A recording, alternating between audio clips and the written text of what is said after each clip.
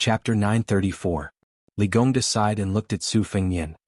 He said sincerely, "Your Highness, with that, although it wasn't Li Gongda's fault, I admit that my reputation has been ruined. I don't have the face or heart to be an official anymore. I hope that Your Highness can allow Li Gongda to return to his hometown and be a farmer in Huangnam County." Actually, when Your Highness came to Lingzhou, Li Gongda already had this thought. In the Great River, each new generation surpasses the previous one. The hearts of the people in Bailiang had already reached the level of scholars. Li Gongda knew that his talent was shallow and his reputation was extremely bad. Not to mention the position of primary second-grade administrator, even the position of Lingzhou provincial governor was not enough to convince the people. In the beginning, when Your Highness became the general of Lingzhou, Li Gongda wanted to help Your Highness for a year or two before retiring. That would fulfill his wish of being an official for 2 dynasties in Bailiang. It was for the public good, but there were also selfish motives. Who would have thought that the moment Your Highness moved into the general's manor, the Lingzhou officialdom under Li Gongda's eyes would become chaotic? At that time, Li Gongda knew that he was old, his abilities were too small, and his experience was shallow. Rather than being scolded away shamelessly, why don't I ask Your Highness to be merciful and let Li Gongda return to his hometown to live out his remaining years? Su Fengnian lowered his head and blew on the steam from the tea. He smiled but did not say anything. The light in the study was dim. Li Gongda held the teacup with both hands to warm it up. The steam rose and the expressions of the old and young were blurry. Li Gongda chose his words carefully and slowly said, "Your Highness." Li Gongda resigned from his position not because he wanted to avoid arousing suspicion, but because he knew that it was difficult for him to take on such a big responsibility. Being the first administrator of Bailiang was like forcing a duck onto a perch. As for Li Gongda's well-known addiction to being an official, he was almost satisfied. Now that the structure of Bailiang has expanded and the atmosphere is brand new, Li Gongda did not read much and was miles away from scholars like Wang Shihua. However, a few days ago when he saw Fujian replacing old talismans with new peaches, he figured out a principle that he did not understand before. No matter how good the old Spring Festival couplets were, after a year of exposure to the wind and sun, they were unbearably old. Let's not talk about other things, just looking at them did not feel festive enough. It was not as pleasing to the eyes as the new couplets. Moreover, Bailiang is currently full of vitality and talent. Your Highness has the intention to reform the Bailiang officialdom. In the end, the study of officialdom is nothing more than the essence of the 3 words moving one's position. Therefore, as long as Li Gongda leaves, it is possible that everyone in the Bailiang officialdom will be promoted by a rank. At the very least, the scholars that Your Highness has chosen can all be moved up a rank. Su Fengnian interrupted, "Let's not talk about this first. Uncle Li is still young. It is too early to talk about retiring from his position and living leisurely in the forest." Li Gongda wanted to say something but stopped. Su Fengnian could not help laughing and said mischievously, "I guess that Jianghu will at least give Uncle Li the title of Minister and Grand Secretary to the Imperial Court. Otherwise he will be too petty." Li Gongda smiled and said, "Li Gongda has not opened the secret letter, so I don't know the contents." Then the administrator placed the secret letter in his bosom on the table. Su Fengnian casually glanced at it and heard Li Gongda laugh heartily for the first time that night. If it were up to Li Gongda, he would look down on a minister with the same rank as the administrator and a grand secretary who can't make money out of thin air. It would be more appropriate to let Tantanan give up the position of Huan Wen to Li Gongda. Of course, if the grand secretary is willing to give up the position, Li Gongda won't mind kindly accepting it. If that is the case, Li Gongda can go back on his word once. "Your Highness, please don't stop Li Gongda." Su Fengnian drank a mouthful of tea and laughed out loud. "If the son of the Zhao family has such courage, I really won't stop Uncle Li. It would be nice if the news of an official trained by Bailiang became the Grand Secretary of the Imperial Court in the end. In the future, wouldn't countless scholars flood into Bailiang to become officials? Because Bailiang is a prosperous land, I would be happy to see them all work hard in Bailiang for 20 to 30 years and accumulate enough hard work. Then they would run to the Imperial Court to politely accept them for their retirement. They would comfortably enjoy a high position for a decade or so. After they die, they would all be bestowed posthumous titles by the emperor. How good would that be? The Su family of Bailiang would benefit, and the Zhao family of the Imperial Court would gain fame. Everyone would be happy." Li Gongda smiled knowingly. Su Fengnian withdrew his smile and said, "Uncle Li, you can continue to be the administrator with peace of mind. As for Hanlin, I promise to send you back to Lingzhou unscathed." Li Gongda still wanted to say something, but Su Fengnian closed the cup lid and placed it on the table. His expression was one that did not allow rejection. He said, "Uncle Li, then it's settled. We'll talk about everything when Hanlin comes back." Li Gongda could only stand up and say goodbye. He silently left the study. Su Fengyan walked him to the door of the study. He sat back in his chair and closed his eyes. If this secret matter spread out, it would be enough to shake the entire court. He had planned the entire situation single-handedly. Su Weisheng and Wutangen were in charge of every detail. The golden silk weaver Li Shifeng had made a deal with Bailiang. His children and grandchildren were kept in the capital as hostages. If he wanted to leave Bailiang alive and not arouse the suspicion of the imperial court, or more accurately the emperor, he had to come up with a flawless plan. Thus, it was true that Li Shifeng was a loyal and responsible spy. It was also true that Zhang Julu wrote the 2 letters that Li Shifeng got from the imperial court. It was also true that Li Hanlin was sent to the southern court of Beimang. True and false, it was tangled and complicated. During this period of time, the interests intertwined. Everyone's actions, big and small, were enough to dazzle one's eyes. Bailiang could not afford to make a single mistake. Liang could afford to lose, but Bailiang could not afford to lose. If they won, the golden silk weaver would go from an organization of the imperial court to Bailiang's private property. Large amounts of spies hiding in Bailiang and around Bailiang would be tracked down. Many of the Liang spies who had infiltrated the military at the border would also be uprooted. In this way, the mud in Bailiang could be cleaned up. When Su Fengyan became the general of Lingzhou, his ambition was not in the military affairs of Lingzhou. Instead, he wanted the Bailiang officialdom to be completely free of worries. Only then could those scholars be at ease and settle down. If Li Gongda resisted the temptation, then Su Fengyan had told him before that he would let this Uncle Li enjoy his official life. If he did not, then it would be the worst situation. Even with the Yan family's betrayal first, Su Fengyan still had no plans to destroy the Li family. He would only nominally let Li Gongda resign and return home with the excuse that he was unwell and peacefully be a rich man in Huangnam County. Just as the administrator had said tonight, once he retreated, the Bailiang officialdom would do its best to act according to His Royal Highness' wishes. Whatever Su Hun did, it was Li Shifeng's wishes. And Li Shifeng's guidance to Su Hun was Su Fengyan's intentions. As for crossbowman and marksmanship leader Li Hanlin, he had a large group of Bailiang's most elite Eagle Guard following him. There were also 6 Master Realm retainers from the Wang Manor mixed in. Those Jianghu death warriors who were in charge of receiving him outside the pass were destined to die. However, Su Fengyan knew that if this happened, the 4 brothers who grew up together went to brothels and took the blame together, none of them would be left. The administrator brought his trusted retainer and slowly walked out of the general's manor. Li Gongda turned his head and looked at the slightly eerie official residence in the night. He smiled and asked, "What kind of person do you think His Royal Highness is?" The Master Realm retainer hesitated and said, "An expert." Li Gongda laughed and did not force this careful Jianghu expert. He muttered to himself, "Although a great man has to be ruthless, but it doesn't mean that he isn't a hero." The retainer did not dare to say much. Li Gongda walked to the door of his own manor and was about to step onto the steps. He suddenly retracted his foot and smiled, "Let's take a walk. It's rare for Apricot Street to be so peaceful." Li Gongda walked to the empty and lonely street and sighed, "Everyone is suffering, it's all about finding joy in the suffering. Others may pity you, but you don't know that you are suffering. That is true ability. I, like the general, am old. No matter what I do now, it is for my descendants." In the study room, Su Fengyan reached out and grabbed the teacup. The white porcelain cup shattered. Half of the tea splashed all over him.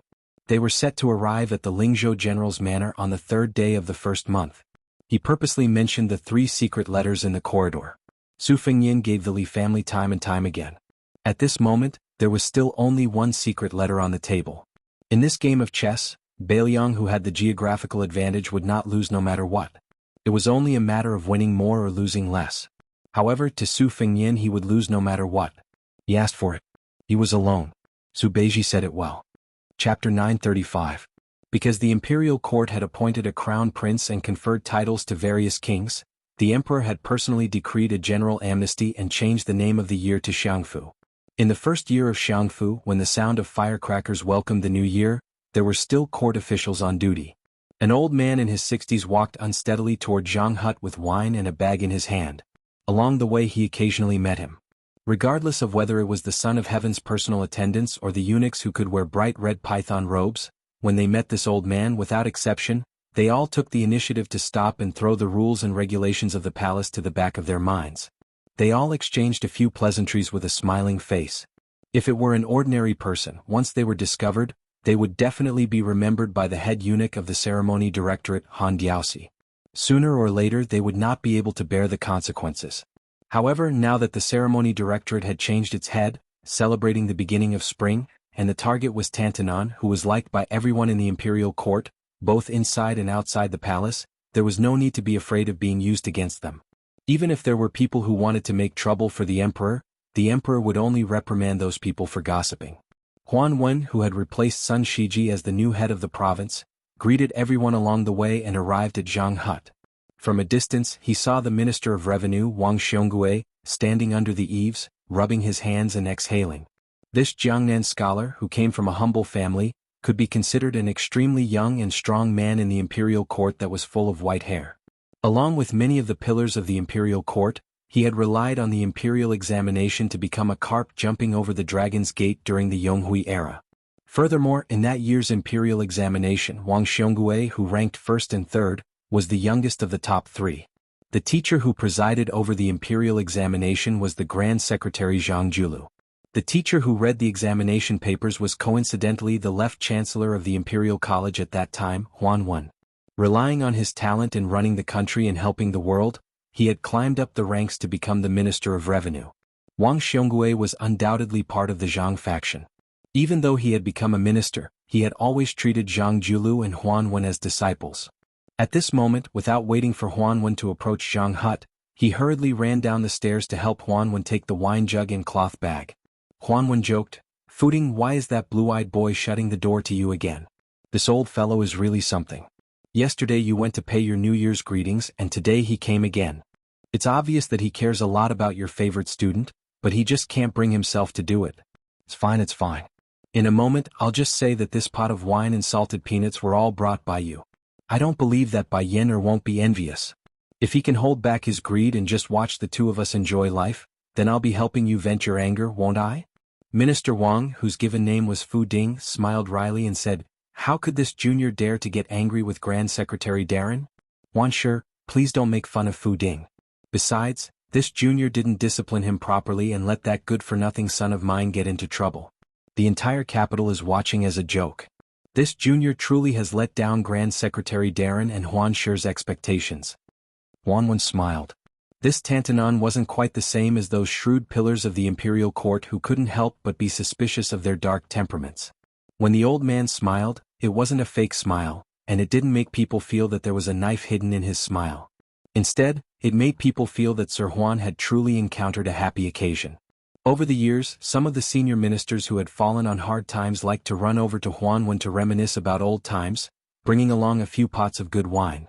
Whether or not this old man of the Huan residence could help was another matter. In short, if it was something that made people feel like there was still some leeway after he spoke of it. There were two things that Huanzhua didn't do. He didn't add flowers to brocade and he didn't hit a person who was down. With Huan Wen leading him into Jianglu, Wang Xiongui had the courage to enter.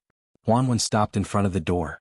Wang Xiongui had already put one foot in and could only obediently take it back. He heard the old man say softly, "Your youngest son is called Yuan Ran, right? Even an old man like me who doesn't leave the house has heard of his great name. It can't be said that he has done a basket of bad things, but at least half a basket of bad things. Last autumn, he had a dispute with the heir of Bailiang at the Jiujiu embassy.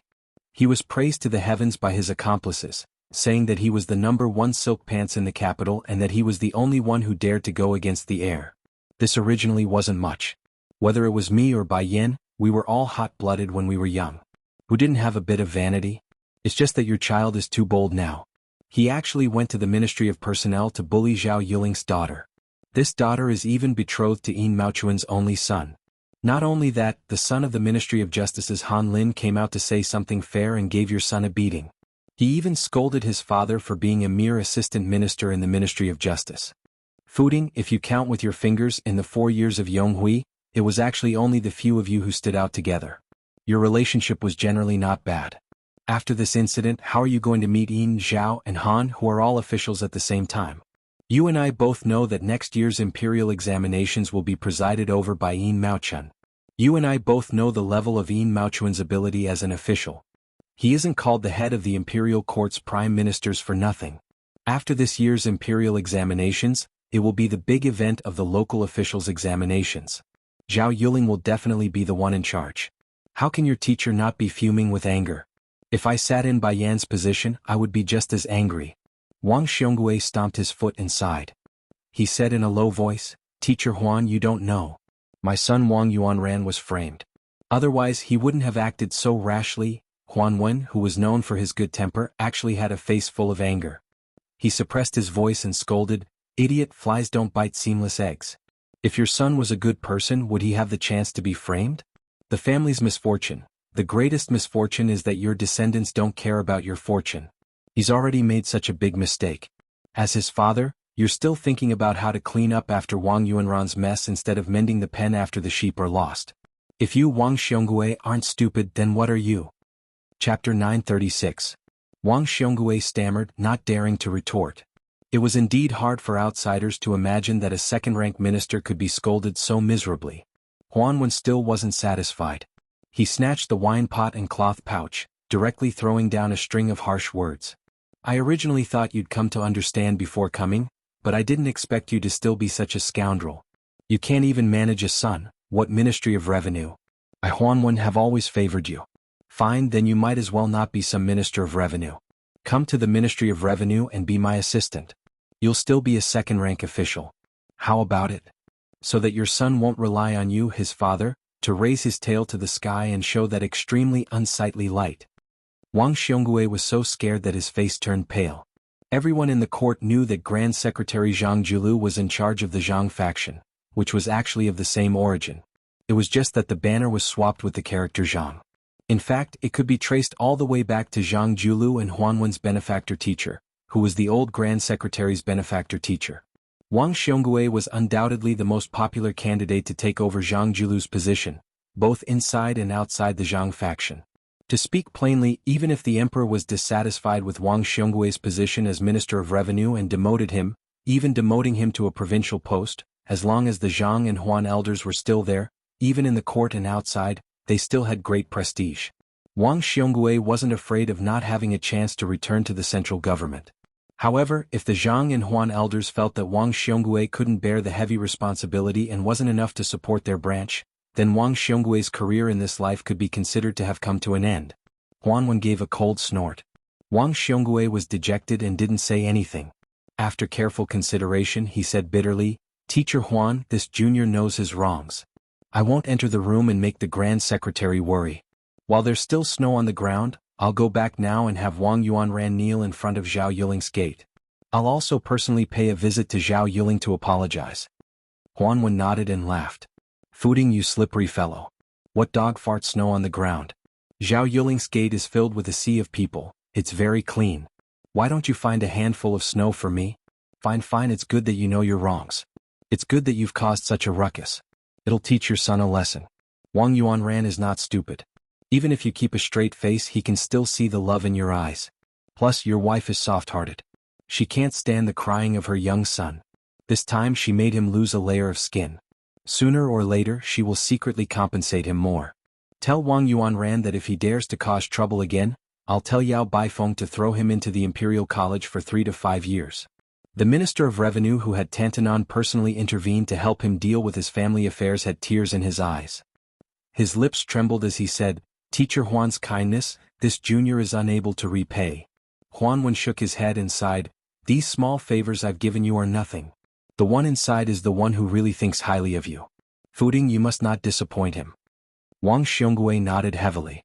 Huan Wen returned the wine jug and cloth pouch to him. My trip into the palace this time was for you. There is a beginning and there is an end. Come, let's go in and meet our Grand Secretary. Entering Zhang Lu, the purple-bearded and blue-eyed Zhang Julu still did not give the Minister of Revenue any face. However, he reluctantly accepted the wine and peanuts. The civil officials of Zhang Lu who were buried in their books quietly raised their heads and smiled knowingly at the Minister of Revenue. Wang Xiongui did not stay long. He quickly bid farewell and left in a hurry. Zhang Julu and Huan Wen came to the room that was specially used to receive outsiders. Huan Wen was very familiar with Zhang Lu. He brought in his own utensils and began to leisurely boil wine. He said to himself, the court says that you and I, one playing good cop and one playing bad cop, cooperate seamlessly. I didn't think so before, but now I can only pinch my nose and admit it. Tell me, Fuding is such an ambitious, capable and intelligent official. He has already reached the high position of Minister of Revenue. The Ministry of Revenue is well organized, so why can't he manage his own residence well? Jianghu calmly said, what's so strange about this? Most people become officials to seek the good fortune of their descendants.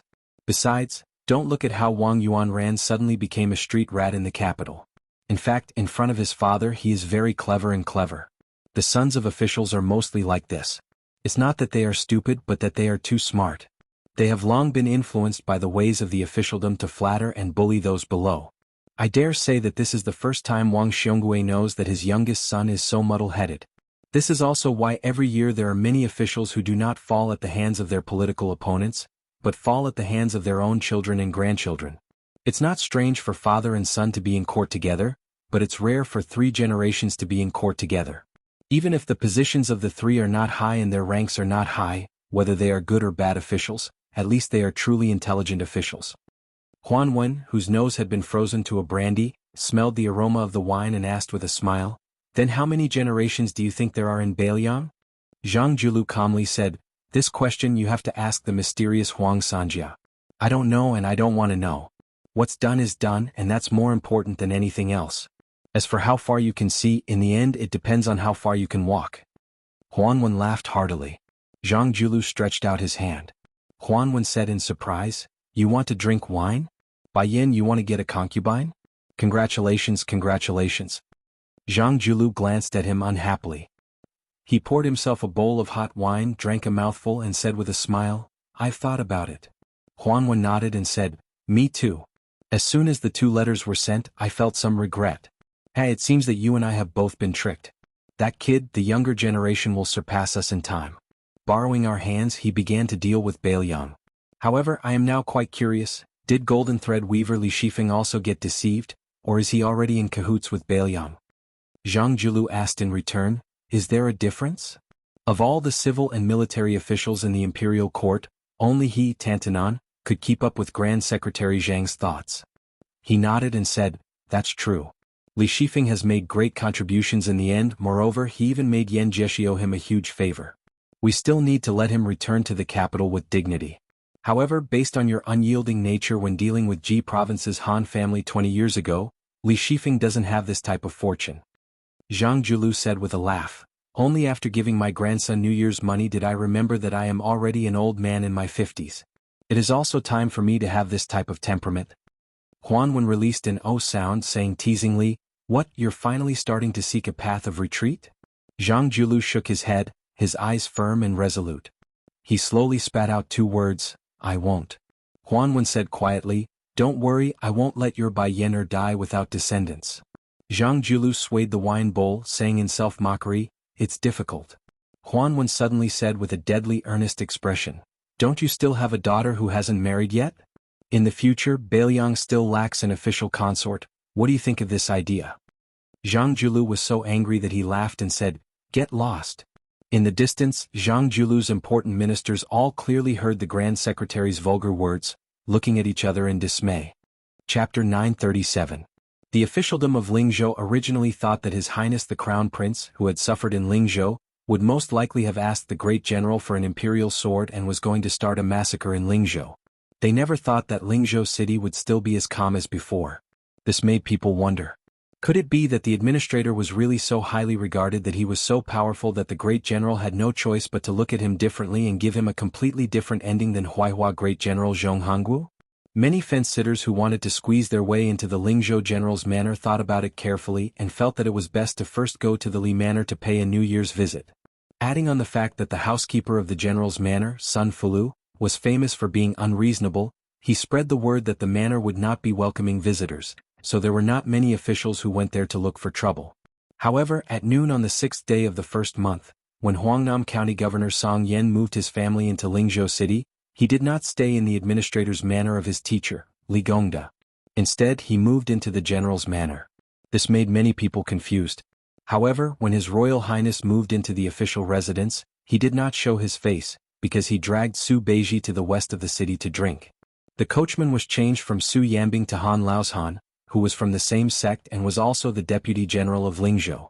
Other than the pair of persimmons and oranges, there was also Pei Nanwei, who had taken off her snow-swept fox fur coat and changed into plain clothes. However, she still kept her loose mink hat. Then there was Wang Lofting and his close friend from the same hometown, Sun Yin. There was also Wang Yunshu, who just so happened to come over to familiarize himself with them.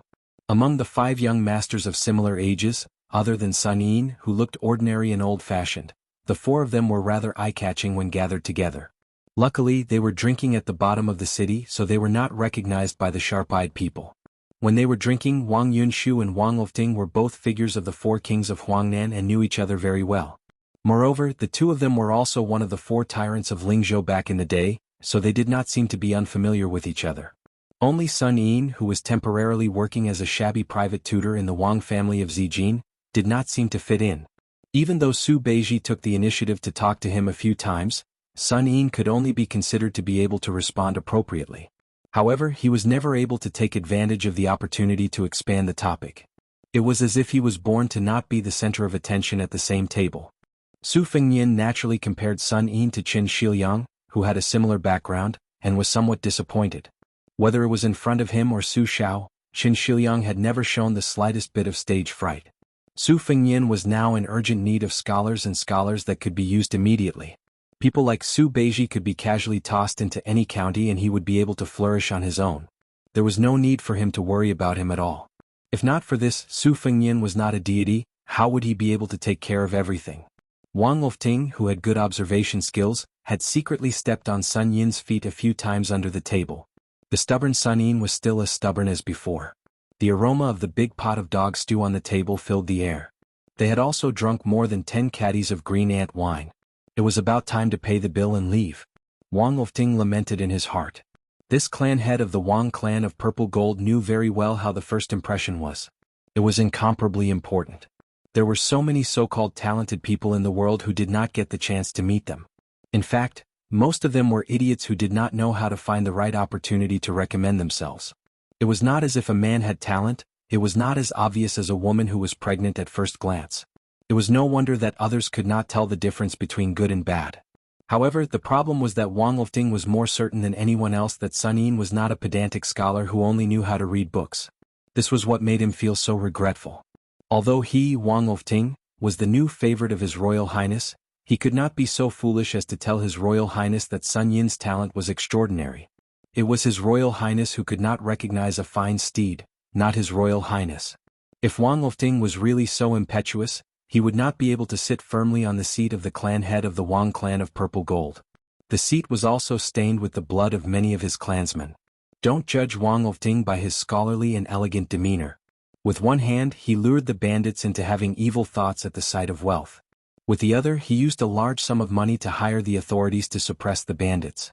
Without any hesitation he killed nearly half of his uncle's family of more than 40 people, leaving only a few old, young women and children behind.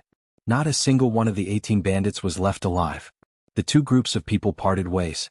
Wang Lofting left with Sun Yin, while Wang Yunshu led his horse and rode together for a distance. Then he said that he did not lack friends in the capital and that he had to go to the brothel to fool around. Then he spurred his horse and left.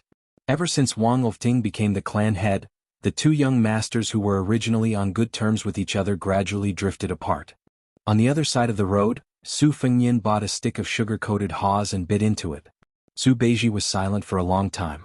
In the end he could not help but ask, "You really don't plan on using Sun Yin, who has the potential to become the second Yao Baifeng of Beiliang?" Su Fengyin, who was busy dealing with the sugar-coated haws, said vaguely, "Even if I want to use him, it would be a headache to put him in an official position. With his personality, regardless of whether he is a scholar or not, once he reaches the county, if I just leave him alone, this fellow will be beaten up by the old foxes until he dies of depression.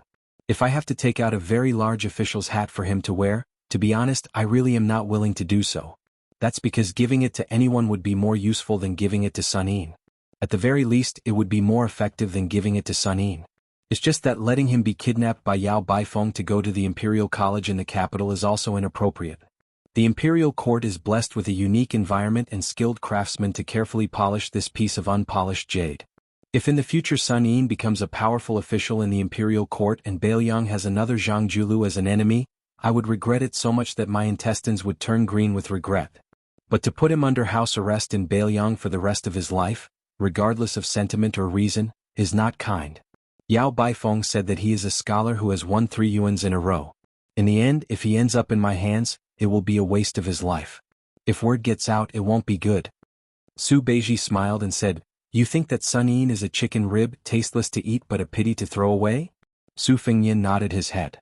Unexpectedly, Su Beiji shook his head and said, "Not necessarily." Su Fengyin handed half a stick of sugar-coated haws to Pei Nanwei, who was sitting quietly. Unexpectedly, she took it calmly and bit off one of the haws and put it in her mouth.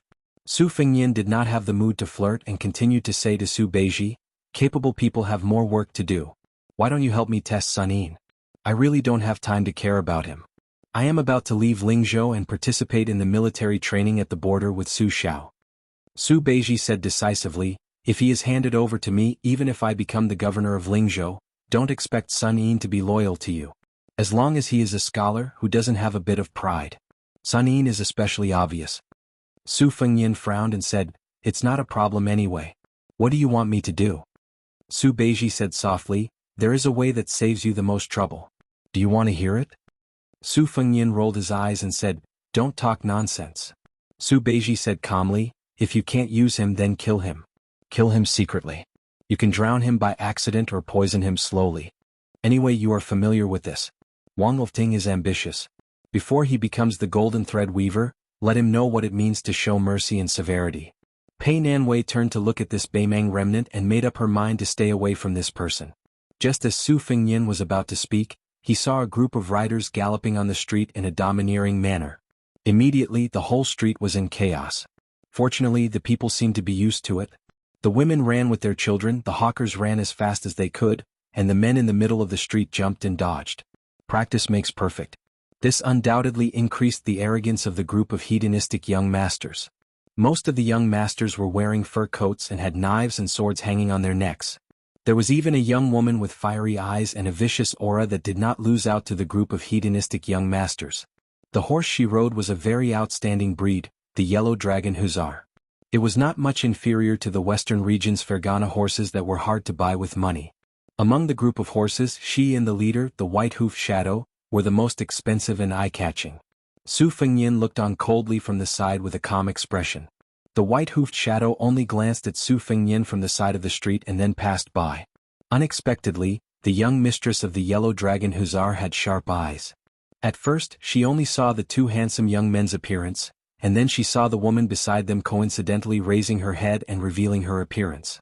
She deftly lashed out with her whip and knocked off the beautiful woman's mink hat. Not only that, she stopped the horse and turned it around. The horse's hooves stomped heavily on the street. When she was about 10 steps away, she shook her soft golden horsewhip and looked down at the woman and 2 men with evil intentions. She clicked her tongue and said, "It's strange that we can meet such a beautiful woman here. Gaodirun, come quickly, I guarantee that you won't have to go to the brothel to throw money for a year. If you take her back home, I bet that your 2 mosquito legs won't have the strength to go out and drink anymore." Su Fengyin bent down to pick up the mink hat from the ground and handed it to Pei Nanwei, but she glared at him angrily. Pei Nanwei was after all the former Princess Jianghu. It was true that she was angry at the young woman's ignorance and rudeness, but she didn't want to lower herself to her level. However, this person surnamed Su could clearly block the whip, but he still watched as she was humiliated. This made Pei Nanwei extremely angry. Su Fengyin saw that she didn't accept the mink hat, so he smiled and put it on his head. The young woman stopped her horse and the group of horses quickly turned around and returned. The eyes of the young man who was called Gao Dirun lit up and he was shocked. He didn't say anything as he jumped off his horse and rushed towards Pei Nanwei. He was about to throw her onto the back of a horse and return home. Su Fengyin waved his hand and signaled for Han Laoshan, who was secretly following them, to not show himself. He then took a step forward and kicked out with a seemingly soft kick. The young man surnamed Gao might have thin arms and legs that could be blown away by a gust of wind, but he was actually considered an expert in Lingzhou. He gave a sinister laugh and pushed off with the tip of his foot. With a beautiful flip of his body, he pounced towards the fellow who looked like an embroidered pillow. Su Fengyin, who was teasing him, smiled and suddenly took a large step forward. The tall young man had just heard his companions shout for him to be careful when he was pushed in the chest by a palm. His entire body was thrown from one side of the street to the other. Unfortunately, he crashed into the hard wall between two shops and fell to the ground. It was unknown whether he was dead or alive. The main culprit, the woman, had a gloomy expression. She held onto the horse whip with both hands and used all her strength to straighten it. Her eyes were vicious. Chapter 938. The young master that reminded the tall young master to be careful narrowed his eyes and touched the mane of the white-hoofed shadow he was riding. He said in a deep voice, "Committing murder on the street for no reason and disregarding the law. Do you not know how the word death is written?" Su Fengyin pulled on the edge of his mink hat with both hands. His body flashed and he slapped the white-hoofed shadow's head. The horse that was worth 300 taels of silver did not even have the time to cry out before it died on the spot. The horse's hooves bent and it fell to the ground, scaring the young master so much that he quickly jumped up and retreated a few dozen feet away. He did not even have the desire to test the opponent's strength. Su Beiji sighed.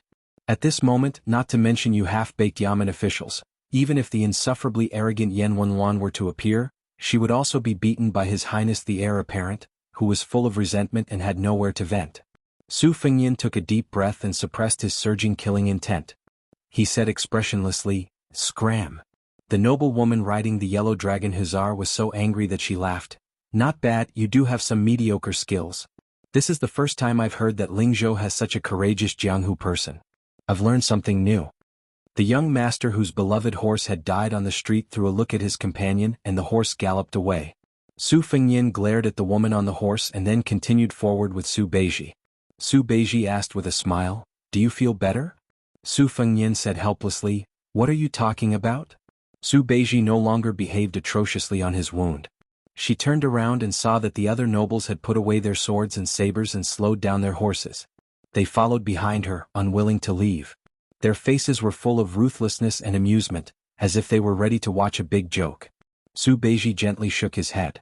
A group of soldiers in bright armor quickly ran over under the lead of the knight who reported the news. They had an imposing manner. Su Beiji sneered. These foppish sons of rich families were not stupid. They knew that to deal with those Jianghu masters who were skilled in martial arts, it was effective to borrow the power of the government to kill them. Moreover, there was no need to worry about the consequences. It saved them money and effort, so why not? Su Beiji saw that the owner of the white-hoofed shadow was riding on the same horse as his companion. Obviously, he was not satisfied with the arrangement. He waved his hand and whispered to the person beside him, who then rode away. Su Beiji smiled. It seemed like he was determined to eliminate the source of the problem. Then he called for more people to come and encircle them, in case the three of them were cornered, and used their skills to escape. They should be a group of vicious and merciless sons of generals. They should be able to move a large number of local patrolling soldiers. Perhaps the power of patrolling the provincial capital was in the hands of one of their parents. Lingzhou was a good place for generals at the border to enjoy their retirement. There were many miscellaneous generals, military captains, and even more ruffians. Back then, the administrator was powerless to suppress the rebellion of the officials in Lingzhou. Part of the reason was because Surly did not do anything. More importantly, the administrator was a rare pure civil official in Beiliang. Even if he really wanted to discipline the Lingzhou military captains who held real power, he still had to spend a large amount of effort in relationships. The imbalance between civil and military in Beiliang had been going on for a long time. The scholars had died, and the internal and external conflicts had unknowingly increased the complexity of the situation in Beiliang. The group of soldiers who rushed over first were all eager to give it a try. They held the hilts of their knives and waited for the captain's orders. Just as the daughter of Captain Dong had said, it was rare to see Jianghu heroes who dared to cause trouble in Lingzhou, much less in the heavily guarded provincial capital. The Lotus Pond in Huangnan County, which had a martial arts grandmaster watching over, was instantly reduced to ashes. This shocking news had already spread throughout Lingzhou during the New Year's greetings in the first month. It made the large and small gangs in Lingzhou tremble in fear. This year, the silver that they gave to the officials had all been increased by a few times. The captain pulled out his knife with a vicious smile and was about to capture the three of them to report to Sir Zhou and Dong Yueqi. They had just celebrated the New Year, so it was really a good start. The streets were very busy. Wang Lufting and Sun Yin followed in the crowd. Seeing this scene, Wang Lufting did not know whether to laugh or cry. He was hesitating whether he should go out and stop those people whose eyeballs were on their butts.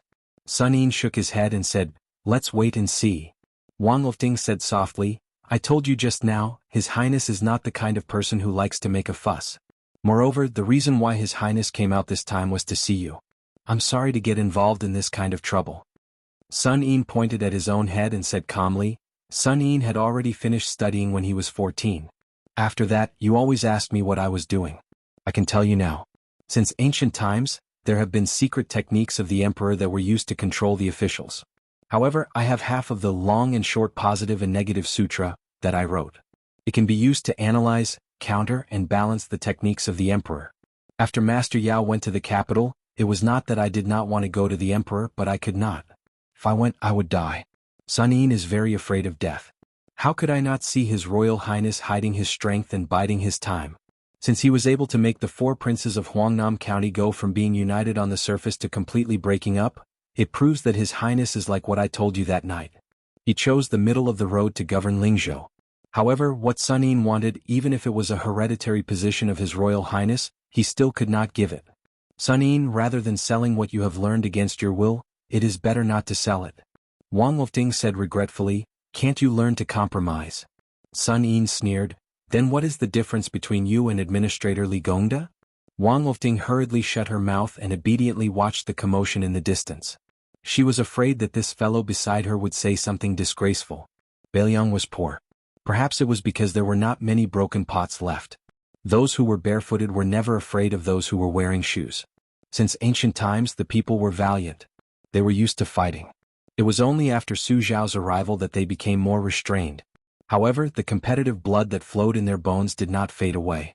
At this moment there was a rare fight between a commoner and an official. Many men were cheering and making a ruckus. However, no one thought that when a man in normal clothes walked out, there was not even a single drop of rain, let alone loud thunder and small raindrops. The arrogant daughter of the Dong family was stunned as if she had been possessed by a ghost. She hurriedly got off her horse and walked in front of the man. The people in the distance could not hear what was said. They could only see the man's cold expression. The daughter of the lieutenant of Yuqi did not become angry out of embarrassment. She still stood there uneasily. Outsiders did not know the situation here, but the friends of the daughter of the Dong family were all scared out of their wits. They all rolled off their horses as if they were walking on thin ice. The squad leader quickly sheathed his sword and led the soldiers under him to kneel in front of him. As it turned out, Dong Zhen, the daughter of the second most powerful lieutenant in Lingzhou, Dong Yueqi, recognized this man as the Deputy General of Lingzhou with the surname Han. When Deputy General Han was inspecting the military camp before the new year, Dong Zhen just happened to be wandering around nearby. She glanced at him from afar and felt that this uncle was imposing. Even her father, who could cover the sky with one hand in Lingzhou, was far from being able to compare. She could only accompany him from the side. Afterwards, she heard her father carefully mention that Deputy General Han had entered Lingzhou with His Royal Highness. There was no need to pay attention to His Royal Highness, who had never appeared outside of the general's estate. As long as they did not clash with him head-on, His Royal Highness would have to leave Lingzhou with his tail between his legs sooner or later. However, Deputy General Han could not be provoked. Not only was this person the junior brother of the Immortal spear Wang Xiu, whose martial arts were unparalleled, he was also the general's personal retainer. In the future he would be an official in Lingzhou for a long time. Dong Zhen did not dare to show off in front of this legendary man who could be said to be invincible. However, from her point of view, she was in the right to cause such a big commotion. Moreover, she did not think that General Han would be so calculative with a girl of the younger generation like her. However, when Dong Zhen saw the young man in the mink hat walk to General Han's side and whisper something, to which General Han could only nod his head, Dong Zhen was instantly scared out of her wits. In such a big Lingzhou city, who could treat Han Laoshan like this? Was there even a need to guess the identity of that person? Dong Zhen was the first to wake up and kneeled heavily on the ground. When the other hedonistic sons saw this, they were so scared that they peed their pants. They all kneeled down one after another and did not even dare to breathe loudly. Han Laoshan said with a stiff tone, "All of you kneel and ask someone to bring the person with the highest authority in your family. I will give you 5 incense sticks worth of time. If no one comes, I will directly twist off your heads." Dong Zhen wanted to cry but had no tears. They all had to kneel obediently, so who was going to ask for help? The young man in the mink hat chuckled and said, "Let this group of soldiers who have worked hard for the people of Lingzhou go and pass on the message. Soldiers, hurry up and ride their horses. There are not many opportunities like this. A single horse is worth more than all of your belongings. At that time, if any one of these people dies, the skin on your body will be peeled off in anger. Not only the armor on your body, you will also lose a layer of your skin. The squad leader gathered his courage and stood up. With him taking the lead, the soldiers under him also stood up hesitantly. Su Fengyin said to the squad leader, I have counted. You just happen to be one more person. You stay here. The rest of you go and pass on the message. That's right, tell their elders that those who have been military officers must all wear their armor. Dong Jin even had the thought of dying. When she lowered her head, her eyes were filled with fear and resentment. Almost half an incense stick's worth of time had passed. In the distance, on the increasingly crowded street, the crowd only saw the young man in the mink hat who should have a great background. He took off the saber at the waist of the squad leader and then quietly squatted down with the saber across his knees. Chapter 939. This caused the spectators to be greatly disappointed. In the past few years, they had gotten used to the domineering behavior of the four Lingzhou ruffians. According to common sense, all crows in the world were as black as one another. Shouldn't the winner of the competition of backing and family background be the one to take care of those pitiful fellows who lost? Otherwise, how could they be the playboys of Lingzhou if they were so friendly? Wang Lifting asked curiously, what is going on? Are you trying to make an example out of the Lingzhou officials and the families of these people to lower their heads? But looking at the current situation, it doesn't look like you're really going to kill them. If you really want to wait until those officials arrive before you kill them, then you can only kill them verbally and it will be hard for them to accept it. Sun Yin said slowly, the worst plan is to kill randomly, killing the playboys and officials to establish our might in the eyes of the people of Lingzhou. In the end, it will make the military officials and officials of Lingzhou and the officials of the Yamen work together against a common enemy. The current situation is like burning our eyebrows. The best plan is to not kill anyone and treat it as doing a favor to those families. At least they won't look too bad in the future. Both sides will be at peace for the time being, but it won't help with the situation in Lingzhou.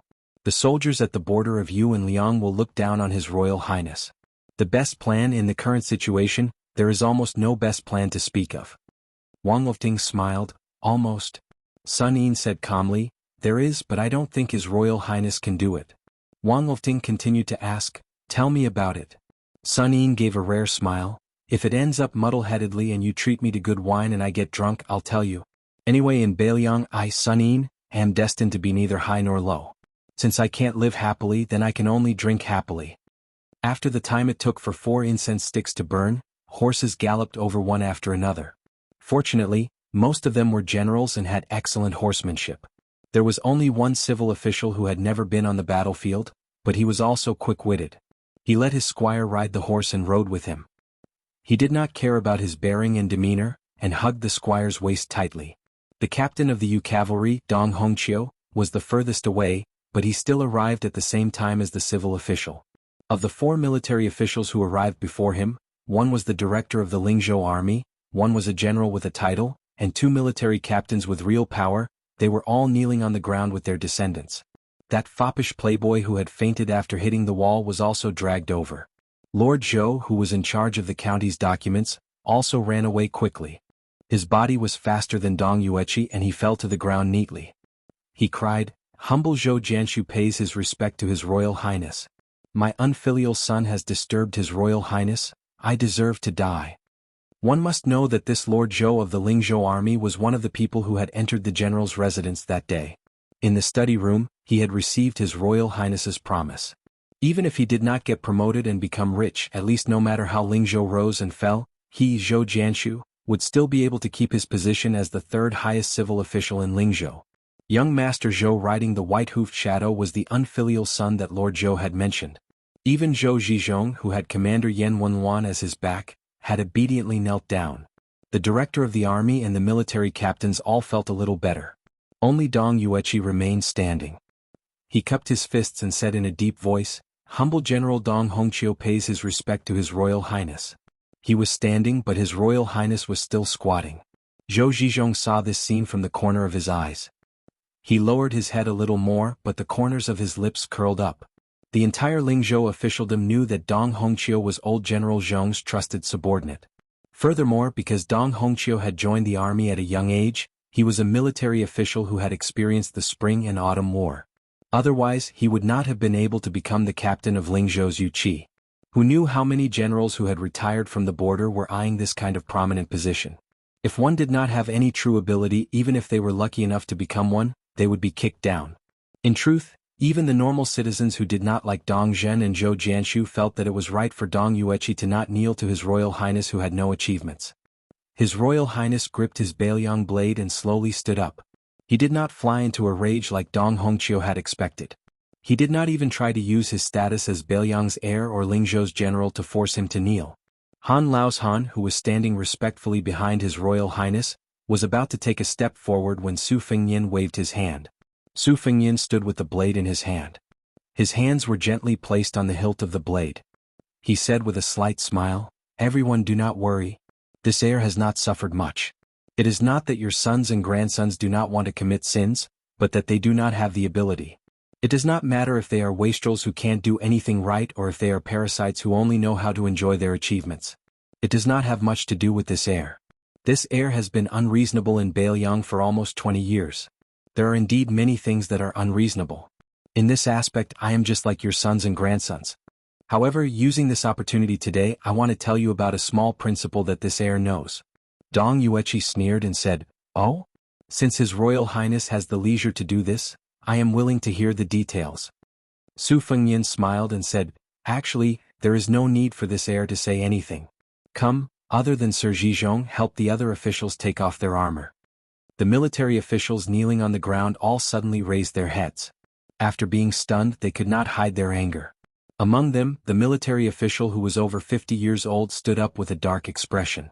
"I have risked my life for your Su family to have the glory I have today. Now all of this wealth belongs to me.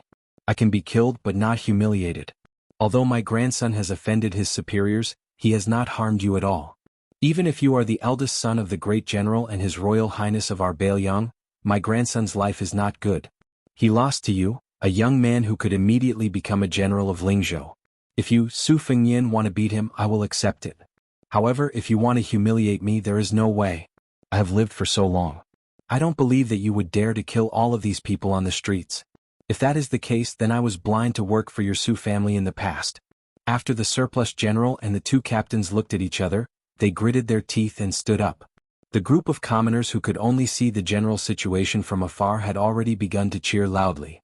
There were people who said that the men of Lingzhou were good. There were also people who whispered to each other that these officials were not good at being officials, but their temperaments were to their liking. Pei Nanwei looked at the back of that figure. She couldn't help but recall the soul-stirring scene she had witnessed all those years ago in the reed marsh outside Xiangfan City.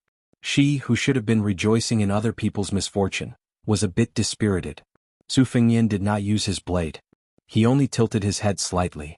Han Laoshan, who was already filled with killing intent, rushed out and kicked the unyielding Dong Yueqi forward. Han Laoshan then elbowed him in the back. Dong Hongqiu's 170 to 80 catty burly body was forcefully smashed onto the street, causing dust to fly everywhere. Dong Yueqi, who even the administrator in Lingzhou could not order around, was now lying on the ground.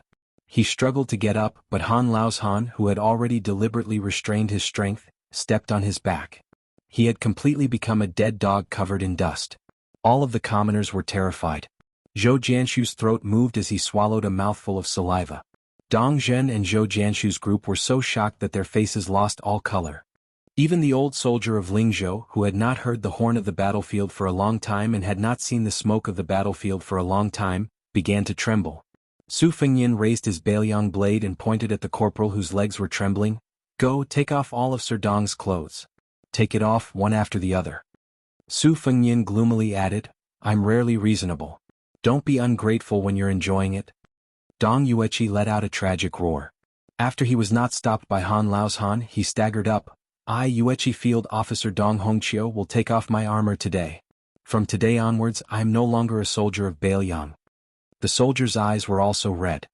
His voice was hoarse as he laughed. "Go to your mother. What kind of Lingzhou official is this? Huang Zhong will also take off his armor." Thus, other than the civil official Zhou Jianshu, everyone else took off their arms in the middle of winter. It was both comical and tragic. Back then, for General Su Xiao, he put on his armor and fought to the death. Now, because of His Royal Highness, he took off his armor. The commoners did not know who was the leader, but they became more and more furious. If it was not for the normal soldiers blocking their path, they would have charged forward like a swarm of bees. That damned His Royal Highness just stood there coldly and did not move at all. Wang Lofting, who was mixed in the crowd, turned his head and asked with trembling lips, "Sun Yin, what should we do?" Sun Yin narrowed his eyes and stared at that person of the same age without saying a word. Dong Zhen threw away her horse whip and stood beside her father. She covered her mouth as tears streamed down her face. Sir Ji Zhong was also forcefully helped up by his unfilial son. Su Fengyan's eyes were cold as he said calmly, "Dong Hongqiu, currently a grade 4U cavalry captain in Lingzhou. 26 years ago he joined Su Zhao's army and followed Chu Lushan to open Shu.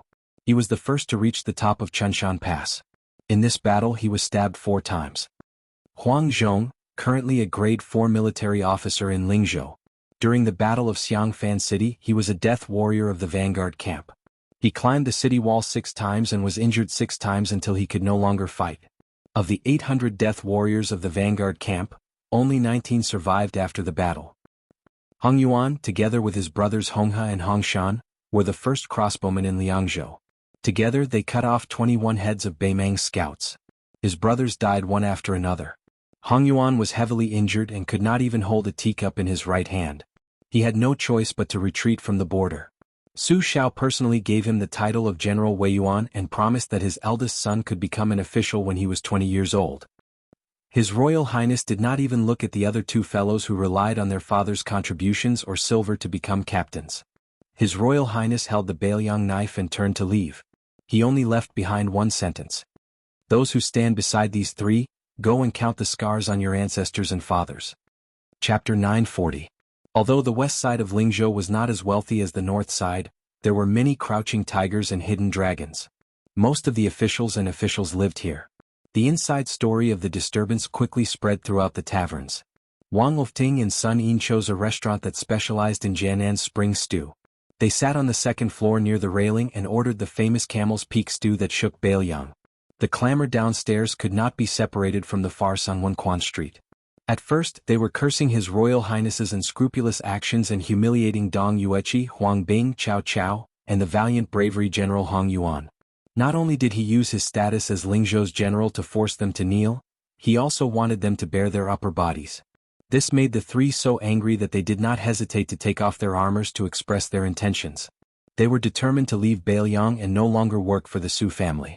Afterwards, a few sharp-sighted officials joined in and found out that the matter was not so simple. It turned out that the young masters of the Dong and Zhou families rode their horses on the street to pick a fight with His Royal Highness first. They even mobilized soldiers to encircle this Lingzhou general. This made the outsiders who were cursing Su Fengyan for being a good-for-nothing restrain themselves. They still muttered that it was just a dog-eat-dog situation and that none of them were good people. Afterwards, more and more officials who knew the inside story revealed the truth. Endless rumors flowed into the various manors and restaurants of Lingzhou. Only then did the truth come to light. As a result, for the first time ever, Lingzhou, with its strong folk customs, became silent. The group of people who were the first to curse His Royal Highness the most fiercely were stunned with a guilty conscience. Wang Lofting saw and heard this and felt relieved. He put down his chopsticks and saw that Sun Yin was still unmoved. He picked up some fragrant Camel's Peak meat with his chopsticks and put it in his mouth. Wang Lofting asked with a smile, "This is your best plan?" "At the time, I didn't know what your highness said. Without drawing a knife or killing anyone, you were actually able to make Dong Yueqi kneel in front of your highness back. I thought you were using the king of Bailiang and the lives of the entire clan to force Dong Yueqi to lower his head." 2 old men who have been through hundreds of battles. One hugged his armor and cried while the other began to beat his grandson on the street. "Interesting." Sun Yin shook his head and said, "It's true that I had a plan, but your highness gave me the plan. In this way, not only would Dong Hongqiu and the others be convinced, but they would also not naively kowtow to the crown prince. At the very least, these few people would continue to be grateful to the second generation of the Su family for not forgetting their meritorious service. This would make the straightforward military officials feel more at ease than any verbal promise.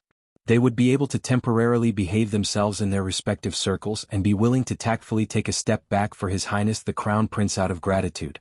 However, the most important thing was that a crack appeared in the tight circle of Lingzhou's military officials. The military officials who had personally fought on the battlefield and the children of generals who had become officials because of their father's contributions would inevitably begin to size each other up. They would no longer be as close as before. As for the Sioux officials and Yamen who were the most familiar with changing the rudder, seeing that the upper echelons appeared united but were divided at heart, they would naturally do their work obediently. No one was stupid. The Lingzhou general could even subdue Dong Yueqi, who was supported by General Zhong Hongwu, so wouldn't it be easy for him to take care of them, this group of low-class shrimp soldiers and crab generals? The more His Royal Highness held the imperial sword in his hand, the higher he raised it but did not land on anyone, the more it would make people feel fear. Right now, His Highness still did not use the might of the King of Bailiang to chop down Dong Yueqi's yellow soldiers. Instead, he was thinking about their old friendship and using reason. However, His Royal Highness was a vicious person who even dared to make a move on Zhong Hongwu. In the past, no one praised him for his shrewdness. Everyone knew that the Lingzhou general was not a kind person with a bodhisattva's heart. Everyone guessed that there would be a bloody disaster in Lingzhou sooner or later. There would definitely be blood. Pushing down layer by layer, the administrator who lived in seclusion did not move. Zhou Jianshu, who had been kneeling the entire time, did not move. Right now, even the arrogant military officer behind Dong Yueqi did not move. Lu Ting, who do you think will be next?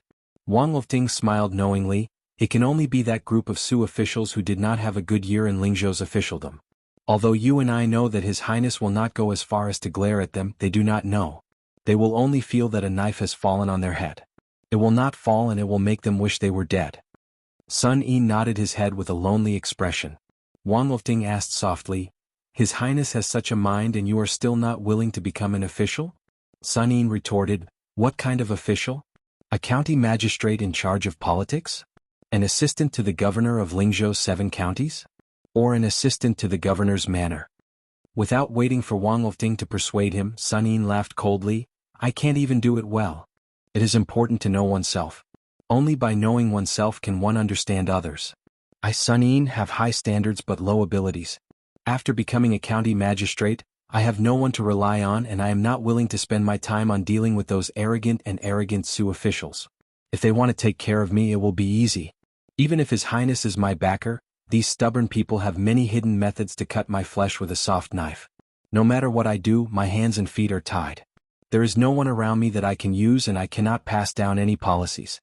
In the end, it will cause the economy of my jurisdiction to wither and the people to have no way of making a living. Forget about the all-people's umbrella when I leave my post and get promoted, I am afraid I will be criticized by the people in the county every day. Could it be that when I, Sun Yi, become a county magistrate, I have to ask His Royal Highness to give me a large group of capable Sioux officials? As for assisting the governor and serving the provincial governor, Sun Yin's ability wasn't much better than his. Perhaps His Highness is a wise ruler who is sentimental and worthy of you, Wang Lifting, submitting to him, worthy of Dong Yueqi and the others to change their impression of him, worthy of the 300,000 steel cavalry at the border to die for him. But to Sun Yi it is useless. Wang Lifting was slightly dejected. This was like the love between a man and a woman. There was a woman who was clearly very good, but he just did not like her. The two of them left the restaurant that was still bustling with noise and excitement. Compared to the past in Lingzhou City, it was obvious that there were many more elegant scholars who spoke with foreign accents. Wang Lifting's heart was heavy as he walked into a secluded alley. Sun Yi did not like extravagance, so Wang Lifting found him a clean house that was hidden in this alley. The somewhat tipsy Sun Yi said self-mockingly, Sun Yin's skills of learning and writing are unconventional, surpassing the ancients. It is a pity that the dragon-slaying skills that people ridiculed in the ancient books are indeed useless in Bailiang. Lifting, you don't have to persuade me anymore. If you reject His Highness' invitation and become a private tutor in Zijin's Wang family, His Highness will be indebted to you and see you in a new light. Just treat it as Sun Yin's debt to Zijin for all these years. Wang Lifting gritted his teeth and said, Sun Yi, with your talent and knowledge, how can you be a private tutor for the rest of your life? In the history books, it is natural that Wang Lifting is missing, but it is absolutely impossible that you, Sun Yi, are missing. Wait until I finish weaving gold thread, I will send you there even if I have to die. Without waiting for Wang Lifting to finish, Sun Yi angrily said, Shut up. This residential area was crisscrossed with alleys. But at night, it was deserted and quiet. A cough from a dark corner was particularly ear-piercing. Wang Lifting felt as if he was struck by lightning and his face turned pale. Sun Yi sighed. They stopped in their tracks and saw a young master wearing a mink felt hat walk out of the shadows and greet them with a smile. Wang Lifting slowly knelt down and shut his mouth. He had just obtained riches and honor and was about to be toppled again. The affairs of the world were truly unpredictable. Su Fengnian smiled and said, "If you Wang Lofting didn't have such feelings and only knew how to curry favor in the bureaucracy, you would be the next Yan Jeshijin Lanting. I really wouldn't feel at ease putting you in such an important position in the weaving bureau. Get up." Chapter 941. Sun Yin helped Wang Lofting up and said calmly, "Sun Yin, His Highness is speaking from the bottom of his heart. In the future, don't worry about your golden thread weaving, don't feel guilty towards me. Now that things have come to this, Sun Yin will also speak from the bottom of his heart. After meeting His Highness, my life has already been thrown on the chopping block. I might not be able to keep it. If nothing goes wrong, I will most likely die quietly. Only with Sun Yin's death can you, Wang Lofting, Bailiang, and the imperial court have an explanation. Back then, when you kidnapped me to Lingzhou and asked me why it was like I was going to die so generously, this is the reason." Su Fengnian looked at Sun Yin. "I can give my dragon-slaying skills a chance to be used, but I can't guarantee that it will be 10 or 20 years, or that it won't be successful in the end. However, for you, Sun Yin, at least there is a glimmer of hope. Do you want to make a big deal with me?" Unlike Wang Lofting, who looked like he had lost his parents, Sun Yin remained calm and said with a smile, "If it was before today, Sun Yin wouldn't believe it even if he was beaten to death. However, at this time and place, I am willing to listen to His Highness' opinion. If Sun Yin feels that there is profit to be made, then this deal is done. In any case, Sun Yin only has one life. He has a stomach full of knowledge that is inappropriate for the times, so he won't lose much." Su Fengnian, who appeared alone, turned around and left. Sun Yin slowly followed. Wang Lofting, whose limbs were weak, could only lean against the wall and gasp for breath. Wang Lofting, who stood in the same place, originally thought that Sun Yin's life and death were uncertain. The best scenario would be him coming back alive. He didn't expect Sun Yin to return with a smile in just the time it takes for a stick of incense to burn. His eyes were bright and full of spirit. Sun Yin held the young master of the Wang family of Zijin's hand and said with a smile, "Lofting, this is the last time we will see each other in this life." Wang Lofting said in surprise, "His Highness still wants you to die?" Sun Yin shook his head and smiled. "Bad plan." Wang Lofting heaved a sigh of relief. "Could it be that he wants you to be his trusted aide? In the future, I'll give advice and suggestions to His Highness?" Sun Yin still shook his head. Medium strategy. Wang Lofting, who had already tasted the bitterness of speaking too much, had an uncertain expression on his face. Sun Yin, who knew what he was thinking, still laughed and said, "It's still the best plan." Her Highness once again gave Sun Yin a pleasant surprise. "Lu Ting, don't think too much about it. You won't be able to figure it out even if you break your head. If not for this, how could you deceive Jianghu, these old foxes?" Wang Lofting gripped Sun Yin with all his strength and said with a laugh, "I'm not going to make a fuss over nothing as long as you're living well. Wang Lofting will be waiting quietly in Bailiang for you to go to the capital and win 3 prizes in a row. At that time, who in the world won't know you?" Sun Yin said in a low voice, "Earlier, I was watching the fire burning across the river and had nothing to do. In my mind, I have a set of 6 strategies to deal with the situation in Bailiang. Come, let's go back to our residence. Sun Yin will write it out for you. With this, you'll have the right to be a golden thread weaver. After that, there are also some rough drafts regarding the trend of the imperial court. I'll write them all for you. When the time comes, you can polish them a little. In the future, you might be able to become the provincial governor of Lingzhou.